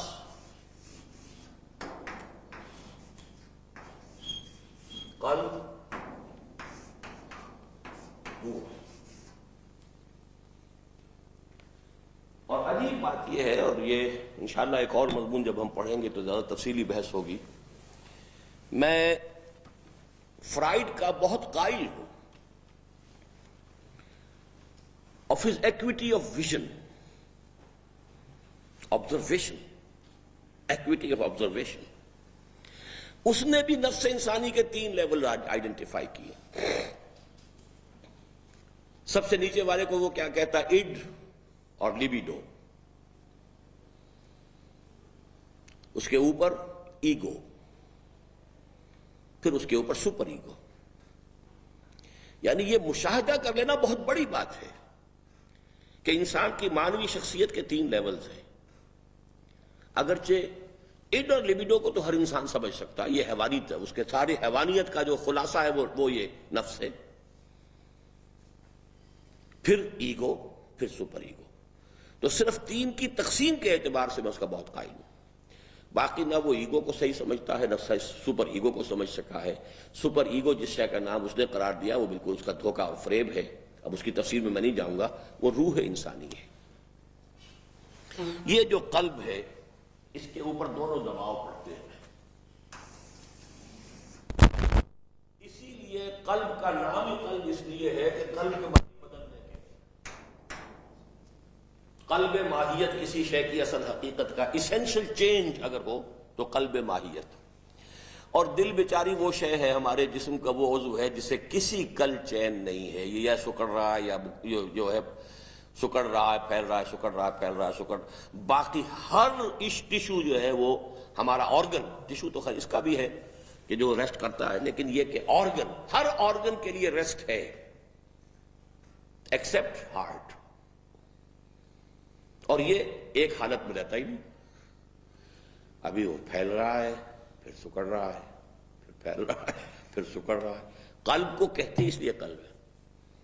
قلب کے معنی تبدیلی، اسی سے لفظ انقلاب بنا. اب یہ ساری جو ہے عربی، آپ یہاں سے باب انفعال کیا ہو گیا؟ انقلاب، تبدیل ہو جانا. قلب پر ایک طرف تو دباؤ آ رہا نفس کا، ایک طرف آ رہا روح کا. کبھی ہمارا قلب کیا ہے؟ کبھی نیکی، کبھی بدی، اکثر و بیشتر. کبھی دل کا رجحان ادھر ہو گیا، نفس نے قابو کر دیا تو ہم بدی کی طرف راغب ہو گئے. کبھی ہوش آیا، روح نے کچھ کھینچا اپنی طرف تو کسی نیکی کی طرف راغب ہو گئے.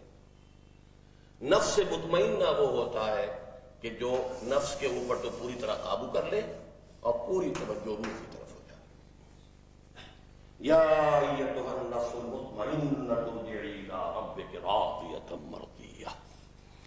اے نفس مطمئنہ، یہ سب سے اونچا مقام ہے. اسٹیبلٹی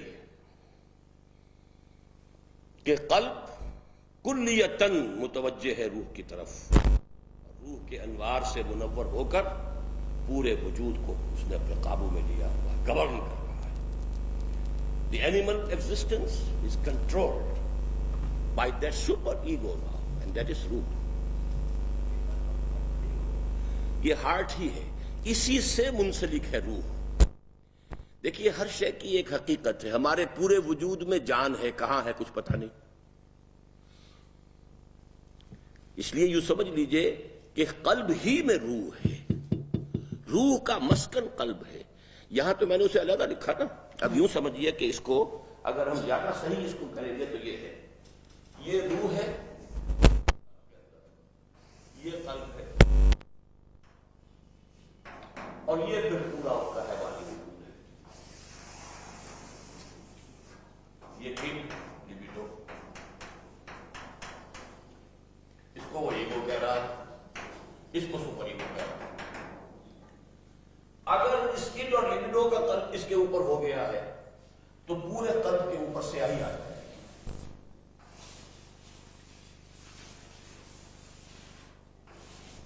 روح کے انوار اندر بند ہو گئے. اسی لیے میں کہا کرتا ہوں کہ پھر انسان چلتا پھرتا مقبرہ یا قاضیہ بن جاتا ہے. اس کے قلب میں روح مر چکی، دفن ہو چکی، اس کی کوئی روشنی باہر نہیں آ رہی. حضور نے اس کو بڑی پیاری انداز میں بتایا ہے کہ انسان جب گناہ کرتا ہے تو اس کے دل پر ایک داغ پڑ جاتا ہے، سیاہ دھبا. توبہ کرتا ہے صاف ہو جاتا ہے. لیکن فرض کیجئے گناہ، گناہ، پھر گناہ، پھر گناہ، پھر گناہ، دبے پڑتے پڑتے وہ دل یوں بند ہو جاتا ہے. یوں آپ نے مٹھی بند کی، دل اس طرح بند ہو گیا. اب یہ قبر ہے جس میں روح دفن ہو گئی، تو تم انہیں زندہ سمجھتے ہو؟ زندہ نہیں ہے. اے نبی آپ سمجھتے ہیں یہ زندہ ہے جن سے آپ باتیں کر رہے ہیں؟ نہیں، زندہ نہیں ہے. آپ سمجھتے ہیں یہ سنتے؟ نہیں سنتے. یہ صرف حیوانی طور پر سننا سن رہے ہیں، دل تو مر چکا ہے ان کا. مجھے یہ ڈر ہے دل زندہ تو نہ مر جائے، کہ زندگانی عبارت ہے تیرے جینے سے. بڑا پیارا شعر ہے. ایک ہمارا مادی وجود ہے، حیوانی وجود ہے، زندہ چل رہے ہیں، پھر رہے ہیں، انسان ہیں، گھوڑے کی طرح دوڑ رہے ہیں، بھاگ رہے ہیں. مجھے یہ ڈر ہے دل زندہ تو نہ مر جائے، کہ زندگانی عبارت ہے تیرے جینے سے. اگر قلب ہے، چنانچہ سورہ قاف میں الفاظ ہے لمن کان لہو قلب، جس کا دل ہے. ویسے تو دل سب کا ہے. ابو جہل کا بھی دل تھا، پمپ تو کرنے کے لیے موجود تھا اس کے دل میں، یہ اس کے جسم کے اندر خون کو پمپ کرنے والا، اس کے اندر کی حقیقت مر چکی تھی. تو اب اگر یہ اوپر سیاہی آ گئی ہے تو اب یہ پورا انسان جو ہے یہ گویا کہ اب حیوان بن گیا. لیکن اگر یہ صاف ہو گیا ہے تو روح کی روشنی جو ہے وہ پورے وجود کو منور کر رہی ہے.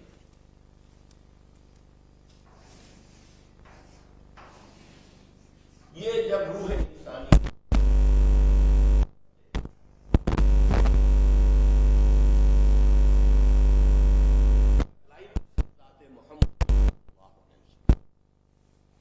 اسی لیے ہم کہہ سکتے ہیں کہ آپ نور مجسم تھے، اس اعتبار سے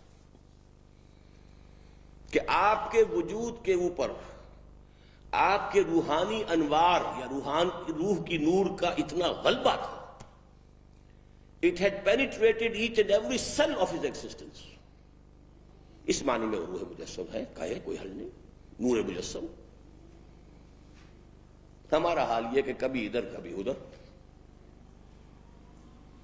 دو قدم ادھر تو ایک قدم ادھر. اس حوالے سے پھر ہماری چیزیں جو ہے تو 3 لفظ ہم نے پڑھے ابھی. اسی کے ذریعے سے لوگوں کا تزکیہ نفس بھی ہوا اور تصفیہ قلب اور تجلیہ روح بھی. اب دیکھیے کچھ الفاظ آ رہے ہیں قرآن مجید کے، گویا انذار ہو یا تبشیر. یہ الفاظ ہم پڑھ چکے ہیں. انذار خبردار کرنا، تبشیر بشارت دینا. تبلیغ ہو یا تذکیر، یہ الفاظ بھی ہم پڑھ چکے ہیں. ذکر، تذکر، تذکیر یاد دہانی کرانا، تبلیغ قرآن پہنچا دینا. موعظت ہو یا نصیحت، تعلیم ہو یا تربیت، تزکیہ ہو یا تصفیہ، تجلیہ ہو یا تنویر. تنویر بھی نور سے بنے گا، باب تفعیل، منور کرنا. الغرض، اب ان سب کو جمع کیا، تطہیر ہو یا تعمیر، وجود انسانی کو پاک کرنا نفسانی خواہشات، نفسانی داعیات سے، اور منور کر دینا روح اور ایمان کے انوار سے. محمد الرسول اللہ صلی اللہ علیہ وسلم کا پورا عمل دعوت و اصلاح قرآن مجید ہی کے گرد گھومتا ہے. تذکیر کرائیے قرآن کے ذریعے سے، فذکر بالقرآن من یخاف وعید. اے نبی یاد دہانی کرائیے قرآن کے ذریعے سے. فإنما یسرناہ بلسانک، ہے محمد ہم نے اس قرآن کو آپ کی زبان پر آسان کر دیا ہے. لتبشر بہ المتقین وتنذر بہ قوما لدا، کہ اس کے ذریعے سے آپ جو پرہیزگار ہیں انہیں بشارت دیں اور جو جھگڑالو ہیں ان کو خبردار کر دیں. قرآن سے انذار، قرآن سے تبشیر، یہ ہم پڑھ چکے ہیں قرآن مجید کے حقوق میں. اوحی الی ھذا القرآن لانذرکم بہ ومن بلغ، یہ قرآن مجھے میری طرف اسی لیے بھیجا گیا ہے کہ اس کے ذریعے سے تمہیں خبردار کر دوں. تو انذار ہو، تبشیر ہو، تذکیر ہو، تزکیہ ہو، تجلیہ ہو، ان سب کا ذریعہ قرآن. یہی وجہ ہے کہ قرآن حکیم میں ایک نہ دو پورے 4 مقامات پر آن حضور کے منہج انقلاب کو جن اساسی اصطلاحات کے ذریعے واضح کیا گیا ہے، ان کا اول و آخر خود قرآن مجید ہی ہے. بفوائے الفاظ قرآنی یتلو علیہم آیات ویزکیہم ویعلمہم الکتاب والحکمہ. عام طور پر علماء اور مفسرین نے ان 4 میں سے صرف 2 کو قرآن سے متعلق سمجھا ہے. یہ مغالطہ ہے بہت بڑا. آیات قرآن کی، اس میں تو کوئی اختلاف ہو ہی نہیں سکتا. کتاب قرآن، اس میں اختلاف نہیں ہو سکتا. 50% تک تو سب کی رسائی ہو گئی. لیکن جس حقیقت کو میں واضح کر رہا ہوں یہ کہ تزکیہ بھی قرآن ہی کے ذریعے سے ہے، تو یزکیہم یہ بھی قرآن ہی سے متعلق ہے، اور حکمت بھی قرآن ہی میں ہے۔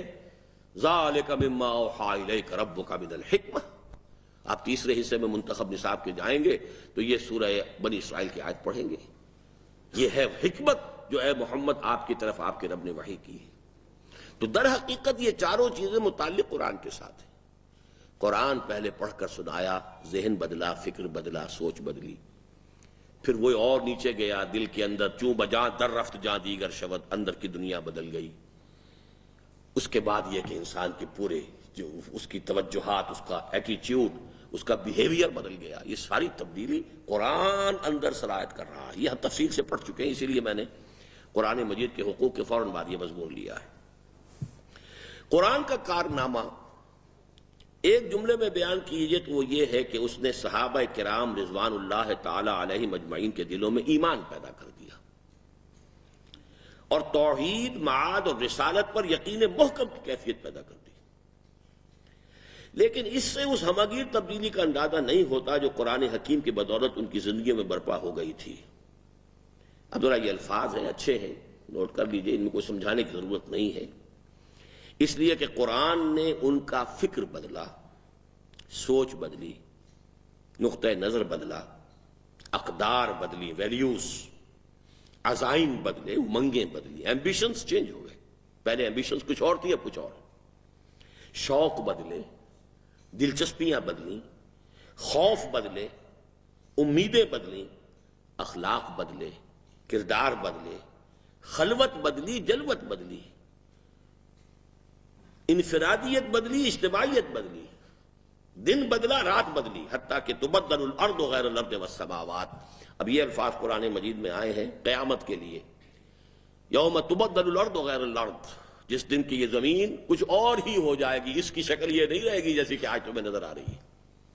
لا تری فیہا عوجا ولا امتا، نہ کوئی اونچائی ہوگی نہ نیچائی ہوگی، پوری چٹیل میدان۔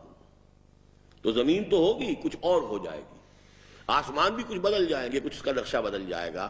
تو میں یہاں یہ کہہ رہا ہوں کہ اسی سے در حقیقت انسان کے اندر جب قرآن اتر گیا تو اس کے لیے پوری دنیا بدل گئی، اس کی کائنات بدل گئی۔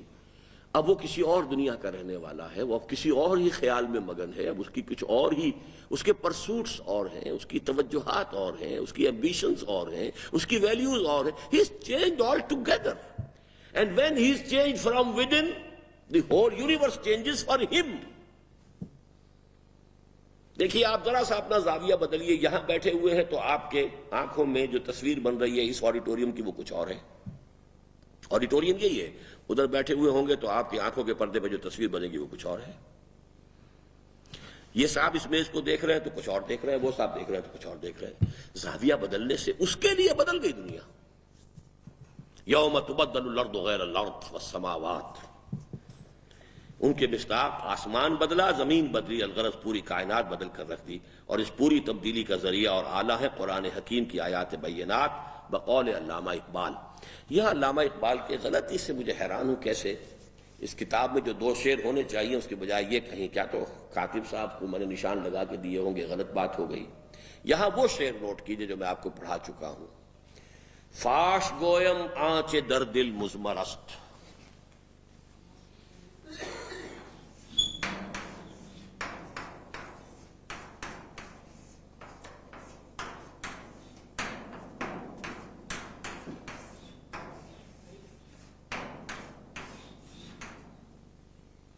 صاف فاش کہتے ہیں، راز فاش ہو گیا، گویم کہہ دیتا ہوں، گویم فاش گویم آنچے وہ کہ جو در دل میرے دل میں مضمر چھپا ہوا ہے۔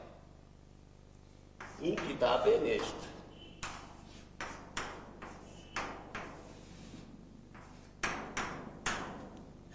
چیزیں دیگر است،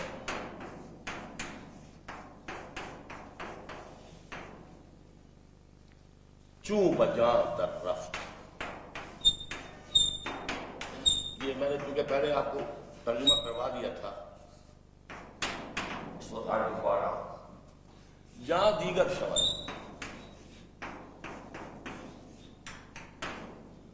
جہاں چو دیگر شد،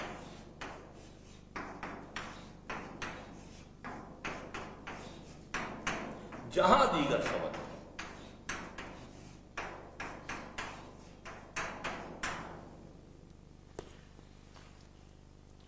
تم سے صاف ہی کہتا ہوں کہ جو کچھ میرے دل میں مضمر ہے یہ کتاب نہیں ہے، کچھ اور ہے، قرآن.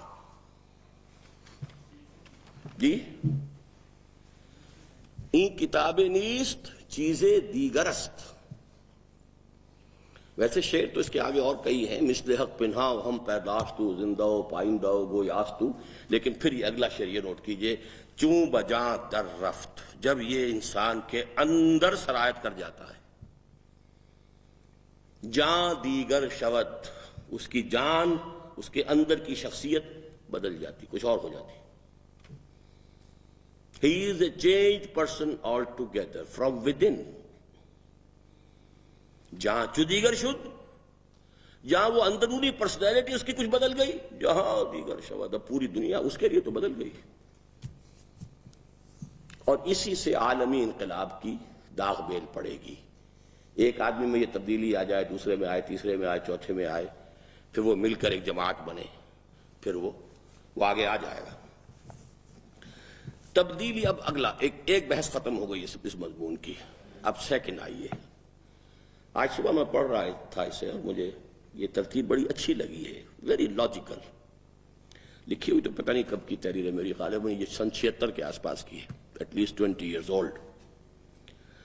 تبدیلی اگر حقیقی اور واقعی ہو تو اس کی کوکھ سے لازماً تصادم اور کشمکش جنم لیتے ہیں. عجیب جملہ ہے یہ. If the change is real and actual, it must result in a conflict. دیکھیے، آپ ایک ماحول میں رہ رہے تھے، آپ کی سوچ بھی وہی جو سب کی تھی، ان کی سوچ بھی وہی تھی، آپ کی بھی پرسوٹس وہی تھی، وہی ویلیوز تھیں، وہی رہن سہن، کوئی تصادم نہیں ہے، کوئی no friction. Now you are changed. جب آپ چینج ہو گئے تو اب آپ فٹ نہیں ہیں اس ماحول کے اندر. Conflict will start because you are changed and you can't blame the society. The society will be true if that blames you. You have changed. ہم تو وہی ہے. You have changed. لہذا کانفلکٹ نوٹ کر دیجئے، conflict is always started by the ریولیوشنریز. معاشرہ تو respond کرتا ہے، وہ تو ریزسٹ کرتا ہے، ریئیکٹ کرتا ہے. جو بدلے ہیں بھائی، تم بدل گئے نا، ہم تو وہی ہیں. ہم تو جو پہلے کرتے تھے وہی آج کر رہے ہیں، تم بدل گئے. لیکن یہ نوٹ کر، اگر فرض کیجئے میں نے اوپر سے لبادہ اوڑھ لیا متقی کا، حقیقی میری شخصیت نہیں بدلی ہے، میری پرسوٹس وہی ہیں، سوچ وہی ہے، وہی بھاگ دوڑ ہے، وہی دولت ہے، وہی سب کچھ ہے، تو کوئی فرکشن نہیں ہوگا. You will be just accommodated, adjusted in this society. But if the change is real and actual, تبدیلی اگر حقیقی اور واقعی ہو تو اس کی کوکھ سے لازماً تصادم اور کشمکش جنم لیتے ہیں. یہ کشمکش ہمارے ہاں غلط العام ہے، یہ صحیح لفظ نہیں ہے، صاف کرو. لیکن اردو میں اب یہ اسی معنی میں استعمال ہوتا ہے. صحیح لفظ ہے کشاکش.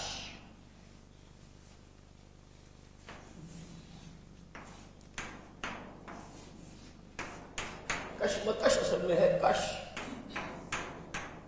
مکش. کھینچو مت کھینچو. یہ جو انسان میں کبھی آتا ہے، چلوں نہ چلوں، جاؤں نہ جاؤں، آگے بڑھوں نہ بڑھوں، اس کا نام کشمکش ہے. اسی کشمکش میں گزری میری زندگی کی راتیں، کبھی سوز و ساز رومی، کبھی پیچ و تاب راضی.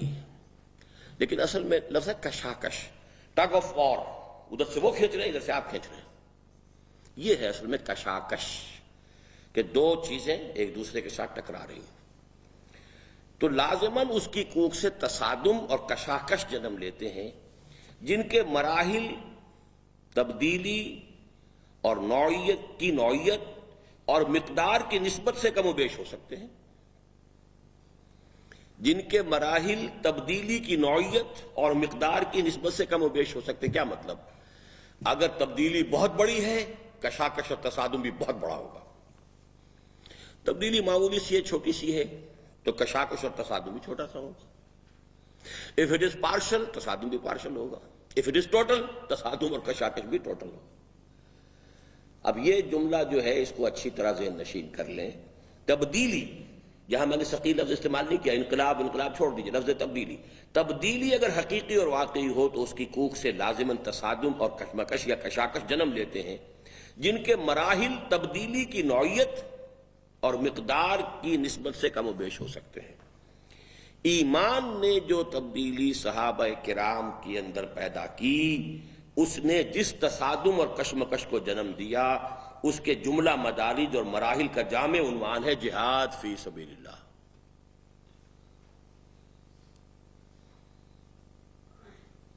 آپ کی تبدیلی ہوئی، کشاکش ہو گئی، تبدیلی تصادم ہوا، اس تصادم کا نام ہے جہاد فی سبیل اللہ.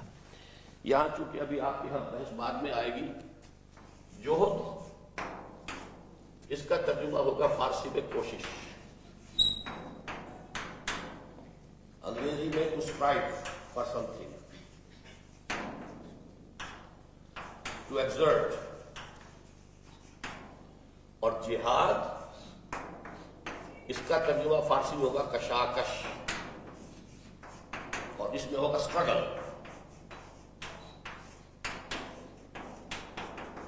اسٹرگل کے ساتھ ہمیشہ اگینسٹ آتا ہے،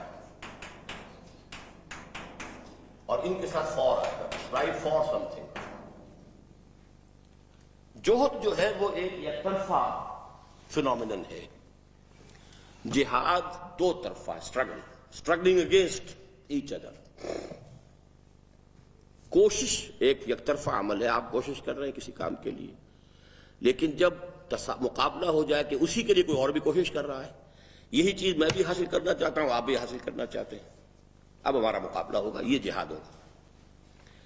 اور اگر کوئی درمیان میں چیلنج نہیں ہے، کوئی رکاوٹ نہیں ہے، اور میں اس کو حاصل کرنے کی کوشش کر رہا ہوں، یہ جوہد ہے. کوئی چیلنج ہے، کوئی رکاوٹ ہے، کوئی مقابلہ ہے، کوئی مسابقت ہے، وہ جہاد ہے. تو اب چونکہ تبدیلی ماحول کے اندر آپ تھے، ان کی سوچ تھی، ان کے نظریات تھے، ان کے عقائد تھے، ان کی ایمبیشنز تھی، اس کو بھی صاف کر دو، ان کی ویلیوز تھیں. اب آپ کی ویلیوز اور ہیں، آپ کی کچھ اور ہی آرزویں ہیں، کچھ اور ہی امنگیں ہیں، کچھ اور ہی کرنا چاہتے ہیں، نظریات اور ہو گئے، لہذا ایک تصادم اس کے ساتھ ہونا لازم ہے. اس تصادم کے مراحل کو اب نوٹ کیجیے. اس تصادم اور کشمکش کا اولین ظہور انسانوں کی اپنی شخصیت کے داخلی میدان کارزار میں ہوا.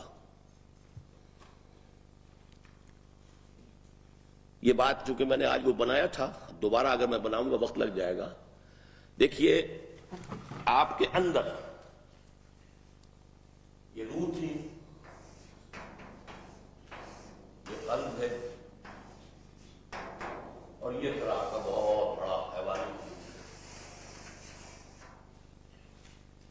اب تک تو یہ حیوانی وجود آپ کے اوپر قابض تھا.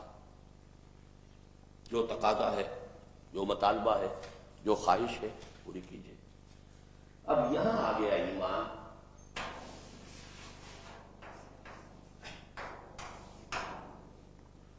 اب تصادم شروع ہوا. میرا جی چاہتا ہے کچھ ہے کھانے کو، قرآن کہتا ہے حرام. کوئی خواہش میرے اندر پیدا ہوئی ہے، اللہ کہتا ہے نہیں، ناجائز. تصادم ہو گیا. وہ اینیمل انسٹنکٹس ہے نا، اسی کے لیے بھاگ دوڑ ہے. لیکن جب یہاں آ گیا ایمان باللہ، ایمان بالآخرت اور ایمان بالرسالت، جب یہاں یقین پیدا ہو گیا کہ مرنے کے بعد زندہ ہونا، اللہ کے حضور جانا ہے، اللہ نے میری ہدایت کے لیے محمد کو بھیجا ہے، یہ کتاب ہے، یہ حرام کیا، اس نے اس کو حلال کیا. تو ایک conflict with in your personality. یہ کشاکش ابھی آپ کی شخصیت سے باہر نہیں، ماحول سے باہر نہیں ہے، وہ تو بعد میں آئے گی. Within your own personality. اس تصادم و کشمکش کا اولین ظہور انسانوں کی اپنی شخصیت کے داخلی میدان کارزار میں ہوتا ہے. ایک تصادم خیر و شر میرے اندر ہر وقت چل رہا ہے، آپ کے اندر ہر وقت چل رہا ہے. یہی وجہ ہے کہ مجاہدہ مع النفس کو افضل الجہاد قرار دیا ہے۔ حدیث نیچے دے رکھی ہے، حضور سے دریافت کیا گیا ای الجہاد افضل یا رسول اللہ، اے اللہ کے رسول سب سے افضل جہاد کون سا ہے؟ فرمایا ان تجاہد نفسک فی طاعت اللہ، سب سے افضل جہاد یہ کہ اپنے نفس کے ساتھ جہاد کرو، اسے دباؤ، اس کی لگامیں کھینچو، اسے اللہ کا مطیع بناؤ۔ ایک اور حدیث کے الفاظ ہیں المجاہد من جاہد نفسہ، اصل مجاہد تو وہ ہے جو اپنے نفس کے ساتھ جہاد کر سکے۔ نفس کو کہ منہ زور گھوڑوں کو زیر کیا نہیں اور چلیں اللہ کے دشمنوں سے لڑنے کے لیے، کلاشن کوف ہاتھ میں لے لیے، ہینڈ گرینیڈ چلانا سیکھ لیا، جہاد فی سبیل اللہ ہو رہا، نتیجہ کیا نکلے گا؟ وہی جو نکل رہا ہے۔ 15 لاکھ جانیں افغانستان میں دی جا چکی ہیں، یہی کہتے ہیں لوگ، تو واٹ یوز؟ یہ ہے سارا فساد۔ اول جہاد یہ ہے، پہلا جہاد یہ ہے نفس کو زیر کرو۔ شعر لکھ لیجئے، رومی، نفس ما ہم کم ترس فرعون نیست،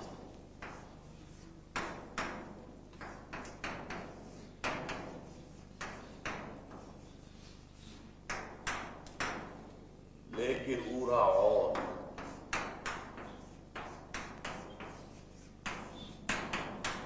این را عون نیست۔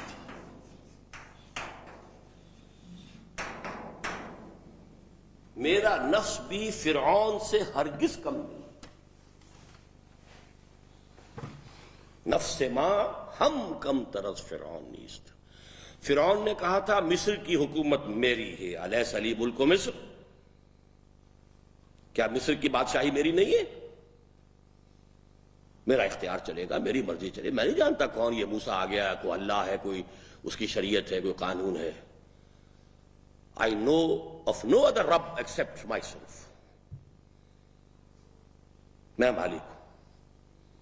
تو میرا نفس بھی یہی کہتا ہے کہ یہ وجود جو ہے یہ میرا ہے یا میرا حکم چلے گا، میں چاہتا ہوں provide me with this thing and you have to do it۔ I'm the monarch،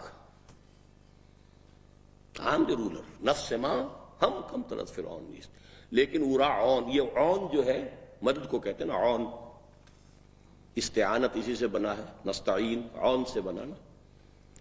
عون ہمارے ہاں اردو میں یا پنجابی میں کہتے ہیں مدد، مدد آ گئی ہے، مطلب یہ کہ آپ کوئی کاروبار، وہ کوئی مکان تعمیر کرنا، مدد آ گئی ہے، جو لوگ ہاتھ بٹائیں گے تو اس کی تعمیر کریں گے۔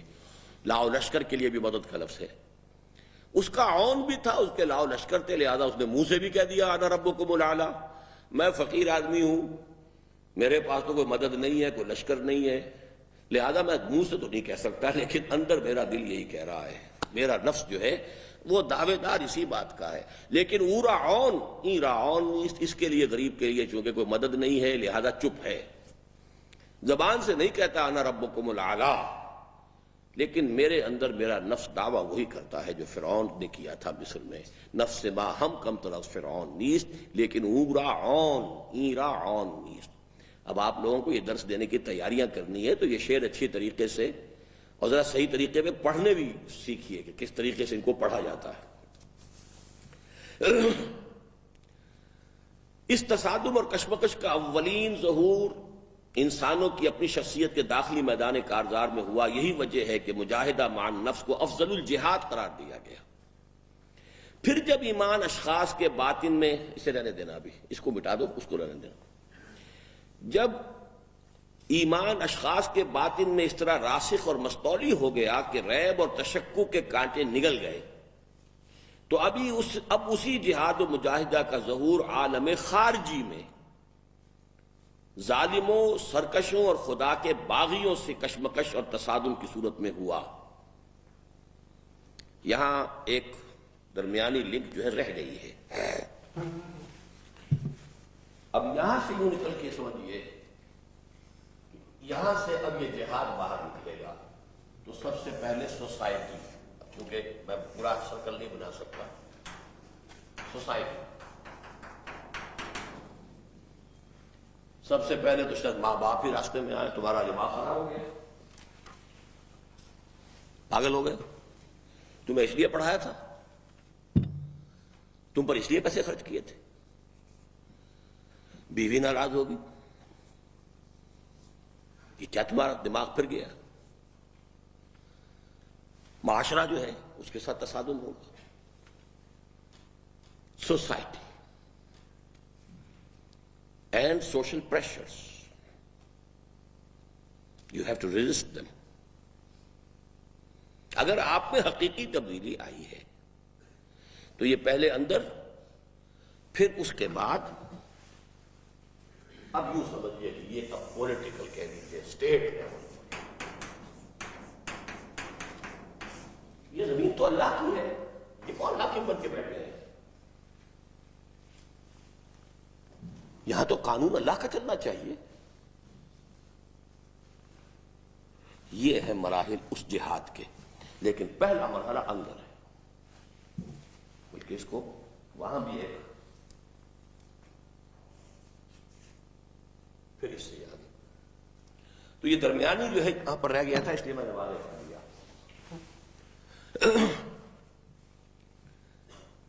جب ایمان اشخاص کے باطن میں اس طرح راسخ اور مستولی ہو گیا کہ ریب اور تشکک کے کانٹے نگل گئے, تو اب اسی جہاد و مجاہدہ کا ظہور عالم خارجی میں ظالموں, سرکشوں اور خدا کے باغیوں سے کشمکش اور تصادم کی صورت میں ہوا, جس کا مقصد قرار پایا تکبیر رب. وَرَبَّكَ فَكَبِّرْ. دیکھیے آج ہم پہنچ گئے وہ سورہ مدثر کی 3 آیات میں سے تیسری جو تھی. پہلے ہم نے کیا پڑھا تھا؟ انذار. یا ایھا المدثر قم فانذر. سٹارٹ ہوگا وہی جو آج بھی مضمون میں ہم نے پڑھا ہے, تمہیں اٹھا لیا جائے گا لازماً. بلا وربی لتبعثن ثم لتنبؤن بما عملتم. یہاں سے دعوت شروع ہوئی, پہنچے گی کہاں؟ تکبیر رب. رب کی بڑائی نافذ کرو. تکبیر کے معنی ہم نے کر لیے اللہ اکبر کہنا, صرف یہ اس کی ابتدا ہے. اللہ, ہم کہہ رہے ہیں اللہ بڑا ہے, اللہ بڑا ہے. بڑا تو اللہ تو نہیں ہے اس وقت ماحول کے اندر, تو بڑا کوئی اور ہے. دنیا میں تو امریکہ بڑا ہے, پاکستان میں جو بھی اس کا دستور ہے وہ بڑا ہے, جو بھی حاکم طبقات ہیں وہ بڑے ہیں. نہ عدالت میں اللہ کو بڑا مانا جاتا ہے, نہ اس کے قانون کے مطابق فیصلے ہوتے ہیں, نہ پارلیمنٹ جو ہے اللہ کو بڑا ماننے کو تیار ہے. تو کہاں ہے اللہ بڑا؟ مسجدوں میں بھی کوئی چودھری لوگ ہوتے ہیں بڑے, یا یہ کہ کہیں مولوی اگر تکڑا ہے تو وہ مولوی بڑا ہے. بڑا تو کہیں بھی نہیں اللہ. رب کو بڑا کرو. تکبیر کے لفظی معنی کیا ہے؟ رب کو بڑا کرو. بڑا تو ہے, اس کی بڑائی مانی نہیں جا رہی. اسٹیبلش. یہ جہاد کی آخری منزل ہو گئی. جہاد نفس سے, جہاد معاشرے سے, جہاد باطل نظام سے, خدائی کے دعوے داروں سے. چاہے وہ خدائی کوئی ایک شخص جو ہے نمرود اور فرعون بن کر بیٹھا ہو, چاہے کسی قوم نے جو ہے پاپولر سوورنٹی کا نعرہ لگا کر خدائی اپنے ہاتھ میں لے لی ہو. ایکولی حرام, ایکولی شرک. یہاں بھی اقبال کے 2 اشعار ہیں, یہ اردو کے نیچے لکھے ہوئے ہیں. یا وسعت افلاک میں تکبیر مسلسل, یا خاک کی آغوش میں تسبیح و مناجا. سبحان اللہ, سبحان اللہ, سبحان اللہ. وہ مسلک مردان خداگاہ خدا مست. خدا مست آ گیا, وہ مست بعد الست جو ہم نے یوز کیا تھا. اور یہ مذہب ملا و جمادات و نباتات.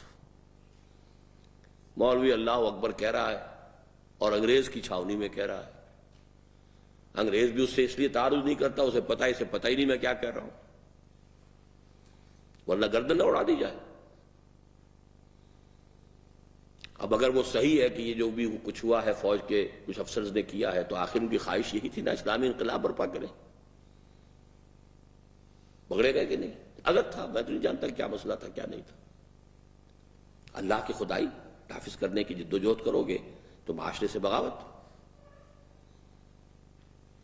یہ ہے جہاد کی آخری منزل. یعنی اللہ کی کبریائی کا اقرار و اعلان اور اس کی حاکمیت مطلقہ کا بالفعل قیام و نفاذ، تاکہ اس کی مرضی جیسے آسمان پر پوری ہوتی ہے زمین پر بھی پوری ہو.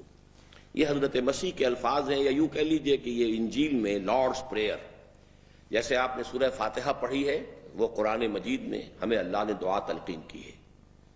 انجیل میں جو ہے دعا، جو ان کی لارڈس پریئر کہلاتی ہے، اس کے میں الفاظ ہیں دائی kingdom come, Thy will be done on earth as it is in heavens.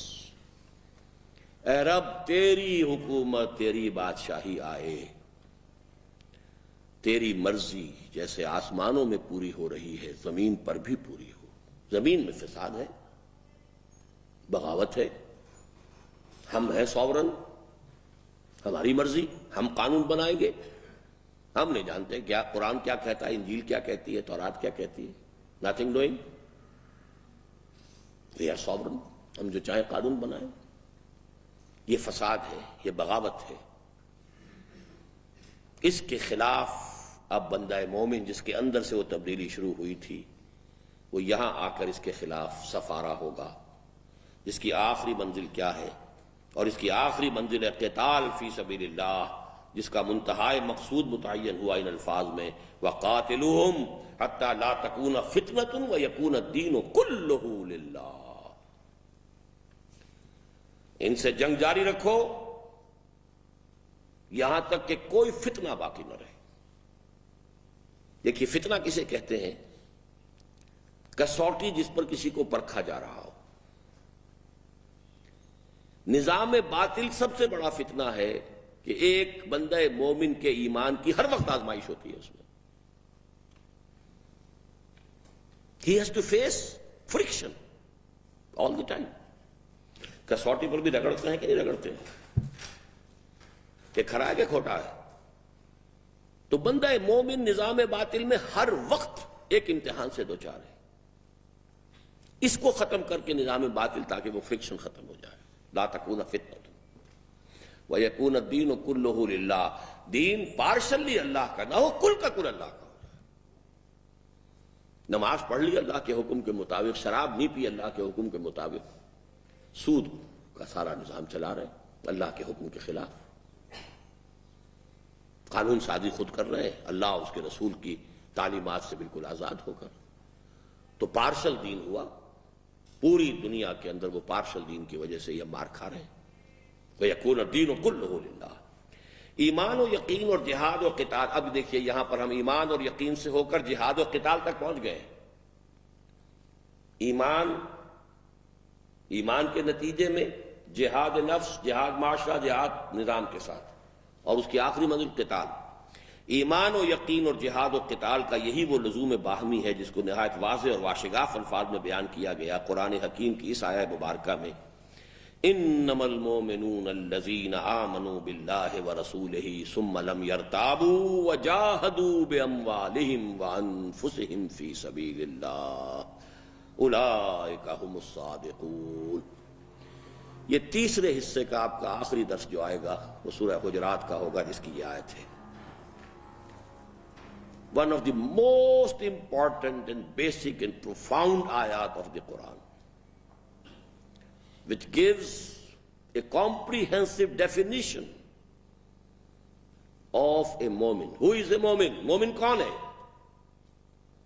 مومن تو صرف وہ ہے جو ایمان لائے اللہ پر اور اس کے رسول پر، پھر شک میں ہرگز نہیں پڑے.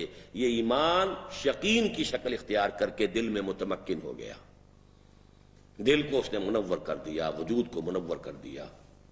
وَجَاهَدُوا بِأَمْوَالِهِمْ وَأَنفُسِهِمْ فِي سَبِيلِ اللَّهِ. اور پھر انہوں نے جہاد کیا اللہ کے راہ میں، اور اس میں اپنے کھپائیں جانیں بھی اور مال بھی. اولئک هم الصادقون. صرف یہ لوگ سچے ہیں. اس آیت کے شروع میں اور آخر میں اسلوب حصر ہے.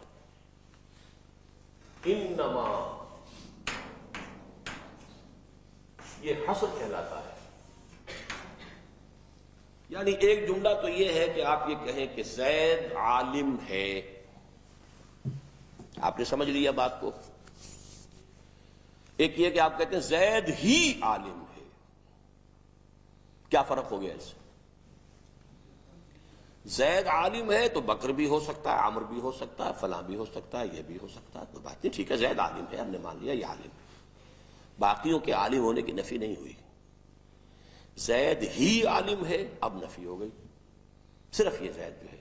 تو انما اس کو اسلوب حصر کہتے ہیں، حصر حصار، محصور کر دینا، کہ گویا کہ ایک شخص میں آپ نے محصور کر دیا علم کو، عالم ہونے کی صفت محصور ہو گئی ایک شخص کی ذات کے اندر، اس کو اسلوب حصر کہتے ہیں۔ اسی طرح اولئک ھم الصادقون، اولئک کے بعد جب یہ ہم بھی آ گیا، یہ بھی اسلوب حصر ہے، یہ دو اسالیب حصر ہے اس کے اندر، in the beginning and as well as in the end۔ آپ کہہ سکتے ہیں بریکٹ ادھر بھی کھینچ دی، ادھر بھی کھینچ دی، اس سے باہر ایمان نہیں ہے۔ میں نے کمپریہنسو ڈیفینیشن کا استعمال کیا ہے، ہماری منطق کی اصطلاح میں کہتے ہیں جامع و مانع تعریف۔ یہ دو الفاظ بھی نوٹ کر لیجیے۔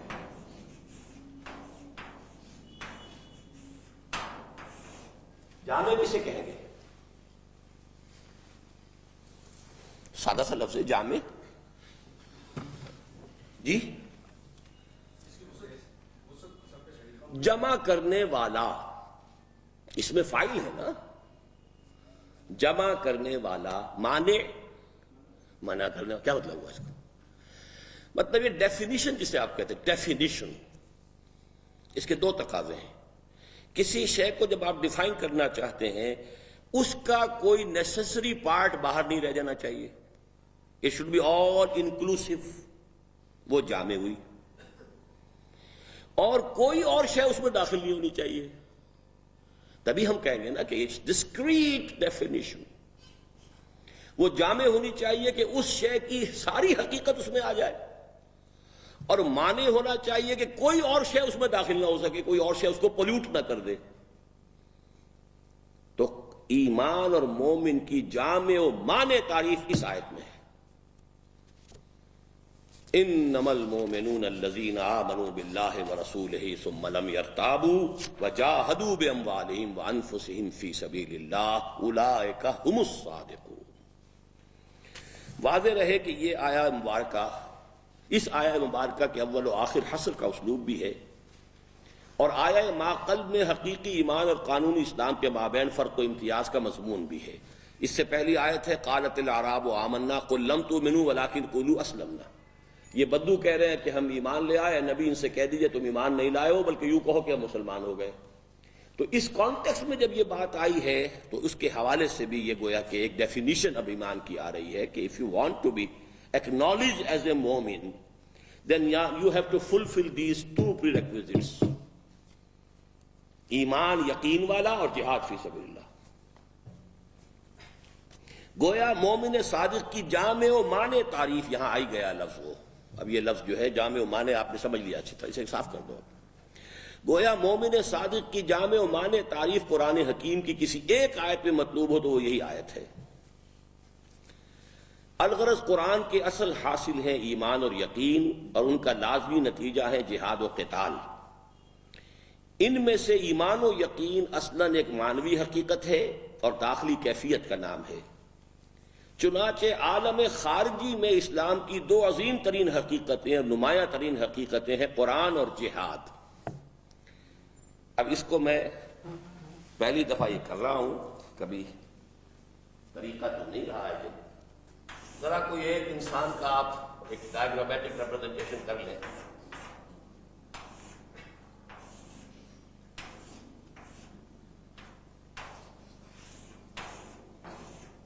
جو بھی یہاں دل ہے، بندے مومن کے ایک ہاتھ میں قرآن ہوگا اور دوسرے ہاتھ میں جو بھی تلوار جس طرح کی بھی ہو تلوار۔ گویا کہ مانوی حقیقت تو یہاں ہے، یہ نظر نہیں آتی، یہ تو دل میں ہے۔ ایمان کی اصل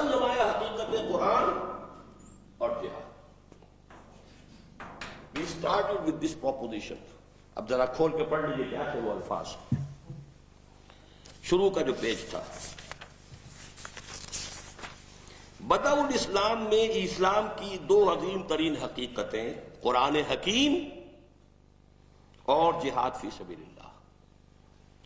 قرآن منبع و سرچشمہ ایمان و یقین، اور جہاد ایمان حقیقی کا مظہر اتم. اگر میرے پاس کوئی اور رنگ ہوتا تو میں اس سے اس کو نمایاں کرتا. قرآن سے ایمان اور ایمان سے جہاد، یہ ہے اصل حقیقت.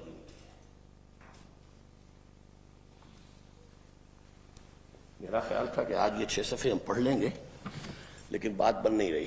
یہ کوئی بنی گئی تلوار کی شکل بن گئی کوئی؟ میں نے تو کبھی آج تک بنائی نہیں. ایک بار قرآن اور جہاد اور یہ دل میں ایمان. پھر پڑھیے اس پیرے کو. الغرض قرآن کے اصل حاصل ہیں ایمان اور یقین، اور ان کا لازمی نتیجہ ہے جہاد اور قتال. ان میں سے ایمان و یقین اصلاً ایک معنوی حقیقت اور داخلی کیفیت کا نام ہے. چنانچہ عالم خارجی میں اسلام کی دو عظیم ترین اور نمایاں ترین حقیقتیں ہیں قرآن اور جہاد. یہی وجہ ہے کہ یہ دونوں ایمان حقیقی کی مستقل علامتوں، سمبلز کی حیثیت رکھتے ہیں. ایک ہاتھ میں قرآن، ایک ہاتھ میں تلوار. اور مرد مومن کی شخصیت کا جو ہیولہ تخیل اور تصور میں ابھرتا ہے، اس کے ایک ہاتھ میں قرآن اور دوسرے ہاتھ میں تلوار لازمی و لابدی ہے.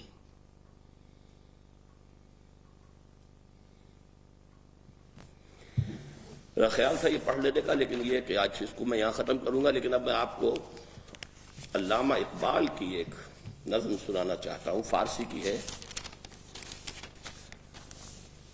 شرف النساء نام کی ایک خاتون اسی شہر لاہور میں گزری ہیں. ان کا مزار بھی تھا یہ انجینئرنگ یونیورسٹی کے پاس. اب مجھے معلوم نہیں کیا حال ہے.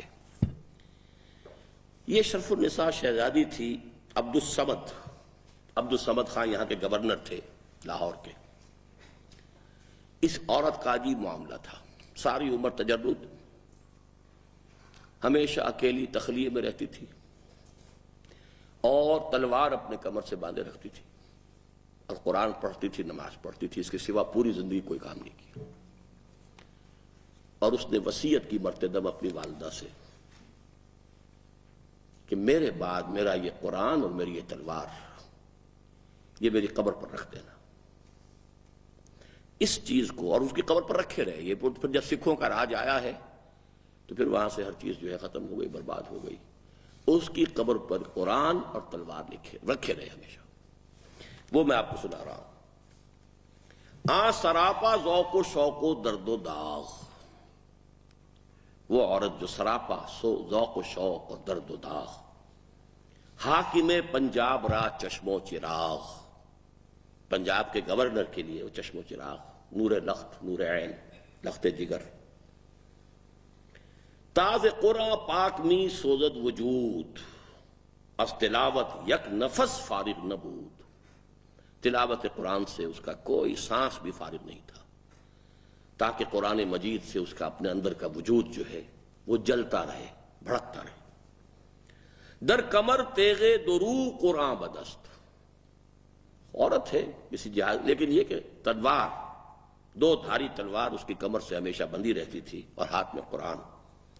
تن بدن ہوش و حواس اللہ مست، مست کا لفظ پھر آ گیا. بادہ وہ جو میں نے کہا مست بادہ الست، اس کے تن ہوش حواس بس اللہ کے اندر ہی تھے. خلوت و شمشیر و قرآن و نماز، تنہائی، تلوار، قرآن اور نماز. اے خوشاں عمرے کے رفت اندر نیاز، کیا اچھی تھی وہ زندگی جو اس طرح کی کیفیت میں اس نے گزاری ہے. بر لبے او چوں دمے آخر رسید، جب اس کا آخری سانس اس کے ہونٹوں تک آیا ہے، یعنی جب ہچکی بنتی ہے، عالم نزا. سوئے مادر دید و مشتاقانہ دید، تو اپنی والدہ کی طرف دیکھا ہے بہت بڑی محبت بھری نگاہوں سے. گفت اور کہا گفت اگر از راز من داری خبر، کہ اماں جان اگر میرے راز کی آپ کو خبر ہے، آپ جانتی ہیں میرے احوال کو، سوئے این قرآن این سوئے این شمشیر و این قرآن اگر، تو اس تلوار اور اس قرآن کو دیکھیے، این دو قوت حافظ یک دیگرند، یہ دو قوتیں ہیں جو ایک دوسرے کی حفاظت کرنے والی. یہ شعر بہت اہم ہے. این دو قوت حافظ یک دیگرند، کائنات زندگی را محورند. زندگی کی پوری کائنات کا محور یہی ہے. دو قوتیں ہیں، قرآن اور تلوار. اندری عالم کے میرد ہر نفس، اس دنیا میں کہ جس میں ہر جاندار کو مرنا ہی ہے. دخترت را این دو محرم بود و بس، تیری بیٹی کے تو یہ دو ہی محرم تھے اور کوئی نہیں تھا. محرم میرا، محرم اول قرآن اور محرم دوم یہ شمشیر، یہ تلوار. وقت رخصت بات و دارم این سخن، میں اپنے اس انتقال کے وقت آپ کو یہ وصیت کر رہی ہوں، تیغ و قرآن را جدا از من مکن، ان دونوں کو، قرآن کو اور تلوار کو، مجھ سے جدا نہ کرنا. دل با حرفے کی نی گویم بنے، جو بات میں کہہ رہی ہوں اسے اچھی طرح دل کے اوپر نقش کر لیجئے. قبر من بے گنبد و قندیل بہ، میری قبر کے اوپر نہ کوئی گنبد بنایا جائے نہ کوئی قندیل روشن کی جائے، بس یہی دو چیزیں رکھ دی جائیں. مومنہ را تیغ با قرآن بسست، تربت مارا ہمیں ساما بسست. مومنوں کے لیے تلوار اور قرآن، بس یہی دو چیزیں کافی ہیں، اور میری قبر کے لیے بس یہی سامان کافی ہے. مجھے اور کوئی زیبائش آرائش، کوئی گنبد، کوئی عمارت، کوئی اس کے اوپر قندیل، کچھ نہیں چاہیے. اس کے بعد اب اس کو ختم کیا اقبال نے، عمر ہا در زیر این زریں قباب، بر مزارش بود شمشیر و کتاب. بہت طویل عرصے تک اس کی قبر پر یہ دونوں چیزیں رکھی رہی، تلوار بھی اور قرآن بھی. مرقدش اندر جہان بے ثبات، اہل حق را داد پیغام حیات. اور اس کی قبر جو ہے اہل حق کو یہ پیغام دیتی رہی اور اہل حق کے لیے زندگی کا پیغام بنی رہی. تا مسلمان کرد باخود آنچے کرد، یہاں تک کہ وہ وقت آیا کہ مسلمانوں نے اپنے ساتھ جو کچھ کیا گردش دوران بساط اشتر نود، اور گردش دوران نے اس کی بساط جو ہے لپیٹ دی. مرد حق از غیر حق اندیشہ کرد، مرد حق مسلمان ہو کر اور غیر حق سے ڈرے اور خوف کرے. شیر مولا رو بہیرا پیشہ کرد، جو اللہ کے شیر ہونے چاہیے تھے انہوں نے لومڑیوں کا سا کردار اپنا لیا. از دلش تاب و تبے سیماب رفت، مسلمان کے دل سے وہ سیماب کسی کیفیت جو تھی، تڑپنے کی کیفیت، وہ نکل گئی. خود میں دانی آنچ بر پنجاب رفت، تمہیں خوب معلوم ہے پھر پنجاب پر کیا گزری. خالصہ شمشیر و قرآن را ببرد، سکھوں نے آ کر تلوار اور قرآن دونوں ہی کو دریا برد کر دیا. اندراں کشور مسلمانی بمرد، اور اس خطے کے اندر مسلمانی مر گئی، ختم. تو یہ جو قرآن اور تلوار، قرآن اور جہاد، بدء اسلام کی اصل بنیادی حقیقتیں یہ ہیں. آج اسے پر اکتفا کرتے ہیں. اچھی طرح اس کو ایک دفعہ ہمت کر کے دوبارہ پڑھ لیجئے گا اس کے تمام مضامین. اب اس کے بعد مضمون آ رہا ہے بیسک ریزن کیا ہوا ہے، چینج کیا آئی ہے، اور یہ چینج فوراً آ گئی ہے. عین خلافت راشدہ کے دوران بھی کہا جا سکتا کہ آ گئی تھی. وہ ایک لیگل، لاجیکل، نیچرل، انیویٹیبل تھی. اس کو پہلے سمجھیں گے تو پھر اس انیویٹیبل کے اوپر جو چیزیں اور بڑھتی چلی گئی ہیں ان کا بھی سمجھنا آسان ہو جائے گا. لیکن جڑ کو پہلے ہم سمجھ لیں گے تو بات اچھی رہے گی. اچھا، یہاں چونکہ وقت ابھی ہے،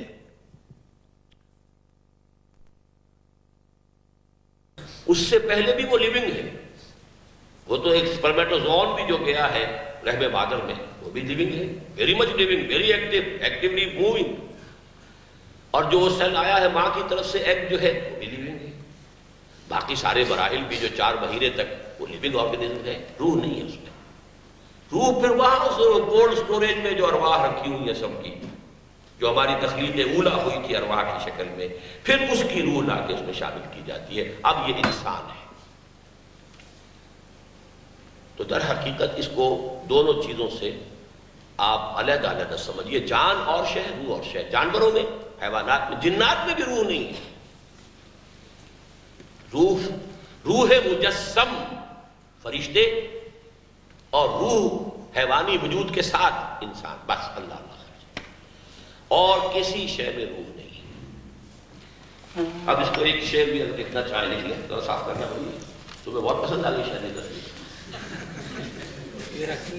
ہاں جی سبھی کر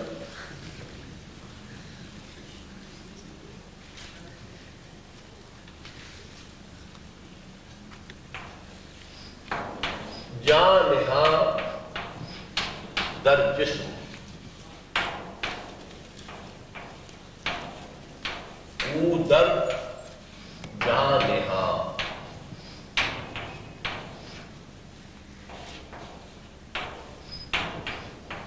اے نہاں اندر نہاں،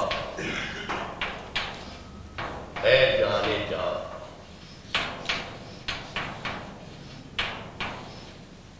شاعر نے تو یہ ذات باری تعالیٰ سے مخاطب ہو کر کہا ہے، جان نہاں در جسم۔ جان جو ہے وہ جسم میں چھپی ہوئی ہے، اور آج تک بھی ہمیں معلوم نہیں کہ کہاں ہے۔ ساری ڈسیکشن بھی کر لیں، فزیولوجی بھی پڑھ لی، سب کچھ کر لیا، جان کا تو پتہ ہی نہیں کہ کہاں۔ نہاں ہے، پوشیدہ ہے۔ او در جان نہاں، وہ جان کے اندر ایک اور پوشیدہ شے ہے۔ اے نہاں اندر نہاں، اے جانے جان، جان کی جان، یہ روح ایک علیحدہ شے ہے۔ بس پہلا مصرع جو ہے نا، جان نہاں در جسم، او در جان نہاں، اس سے حقیقت جو ہے آپ پر کہ روح اور شے ہے اور جان اور شے ہے۔ جان گھاس کے تنکے میں بھی ہے، جان کتے اور بلی میں بھی ہے۔ روح جو ہے مکمل مجسم روح، صرف روح وہ فرشتے ہیں، روح الامین، اور روح الامین، روح القدس، یہ سارے الفاظ جبریل کے لیے آتے ہیں، آتے ہیں۔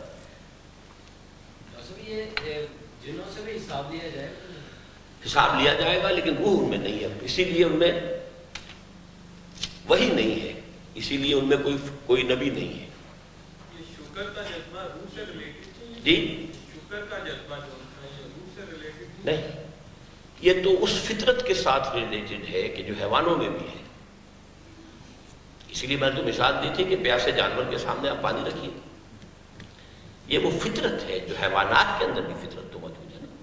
فطرت اور روح سیپریٹ نہیں۔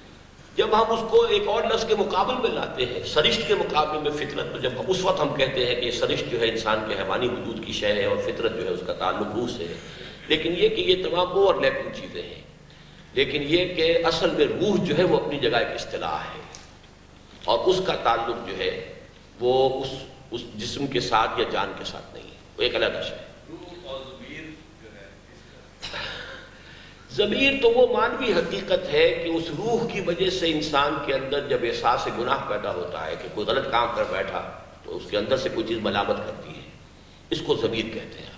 ضمیر جنات میں ہے، ضمیر جنات کے اندر یعنی بھلائی اور برائی کا سینس ہے ان میں۔ یہ انشاءاللہ تعالیٰ وہ جو ہمارے حکمت کے جو لیکچرز ہیں علیحدہ سے ہوتے ہیں ان میں گفتگو ہوگی مزید۔ شرک کی بحث میں وحدت الوجود کا نظریہ ہم نے منتخب نصاب میں پڑھا۔ اس نظریے کے مطابق ہمارے وجود کو وہمی اور خیالی سمجھا گیا ہے، جیسے آئینے میں عکس یا سائے کی مثالیں دی گئی ہیں۔ اگر ہمارا وجود وہمی اور خیالی ہے تو کیا یہ نظریہ ہمیں عمل سے بیگانہ نہیں کرتا؟ وضاحت کرتے ہیں۔ اصل میں شاید آپ نے وہ جو شرک کی بحث میں نے تفصیل بیان کی ہے غور نہیں کیا، بمقابلہ اللہ کے ہمارا علم اللہ کے مقابلے میں نہ ہونے کے برابر، ہمارا وجود اللہ کے وجود کے مقابلے میں نہ ہونے کے برابر۔ تو وجود حقیقی صرف اللہ کا ہے، ہمارا وجود اعتباری ہے۔ اب اس کو ایک مثال سے جب سمجھا جاتا ہے، وہ مثالیں ہیں، کو آپ 100% جو ہے کسی بھی مثال کو کسی حقیقت پر 100% جو ہے وہ نہیں اس کے اوپر اپلائی کر سکتے. لیکن مثال ہے کہ نظر آ رہا ہے سایہ ہے، حقیقت کچھ نہیں. اسی طریقے سے عکس نظر آ رہا ہے، حقیقت کچھ نہیں. تو وہ مثالیں ہیں. تو معاملہ اصل میں یہ ہے کہ وجود ہمارا اور کائنات کا بمقابلہ وجود باری تعالی نہ ہونے کے برابر. حضور کو کیونکہ انسانوں کے ساتھ جنوں کی طرف بھی بھیجا گیا ہے اور ان کا ذکر قرآن مجید میں اس حوالے سے بھی ہے کہ وہ مسلمان اور کافر بھی ہوتے ہیں، تو بغیر روح کے خیر و شر کا وجود کیوں کریں؟ روح کے بغیر خیر و شر کا وجود ہے. حیوانات کے اندر بھی جب آپ دیکھتے ہیں کہ احسان کا بدلہ احسان، برائی کا بدلہ برا حیوان بھی دیتا ہے کہ نہیں دیتا. وہ آپ نے مشہور واقعہ جو ہے وہ شیر کے پنجے میں سے کسی نے نکال دیا تھا، وہ کاٹا تو اس شیر نے پھاڑا نہیں اس کو. تو یہ چیزیں خیر و شر جو ہیں وہ کچھ نہ کچھ کسی نہ کسی درجے میں حیوانات کے اندر بھی ہے. آپ یہ کہیں گے کہ ان کے اندر صرف انسٹنکٹ ہے، ان کے اندر کوئی اس کو جس کو ہم کہتے ہیں کہ آزاد شخصیت نہیں ہے. لیکن یہ تو ہے. اور اپنے حضرت مجدد الفسانی کا تو یہ خیال ہے کہ ریزریکشن بھی ہوگا حیوانات کا بھی. لیکن ان کے لیے یہ ہے کہ جو کسی نے ایک دوسرے کو سینگ مارے ہوں گے زیادتی میں غلطی سے بدلہ دلوا کے پھر معدوم کر دیں گے. لیکن یہ کہ ریزریکشن ان کا بھی ہے. جبکہ انسان کا ریزریکشن جو ہے وہ پھر وہ ایک ابدی ایک شے ہے جس کی کہ ہم آخرت سے کرتے ہیں. لا الہ الا اللہ اور لا محبوب الا اللہ تو قرآن سے سمجھ میں آتا ہے. لا وجود الا اللہ کے بارے میں قرآن کیا کہتا ہے، یہ جب اس منتخب نصاب کے آخر تک آپ پہنچیں گے تب کچھ سمجھ میں آئے گا. سورہ حدید کی آیت هو الاول والآخر والظاہر والباطن، وہی اول ہے، وہی آخر ہے، وہی ظاہر ہے، وہی باطن. یہ وحدت الوجود ہے قرآن کے اندر. لیکن ابھی اس چکر میں نہ پڑیے، اس کو انشاءاللہ جب آپ اس مقام تک پہنچیں گے تو یہ باتیں سمجھ میں آئیں گی.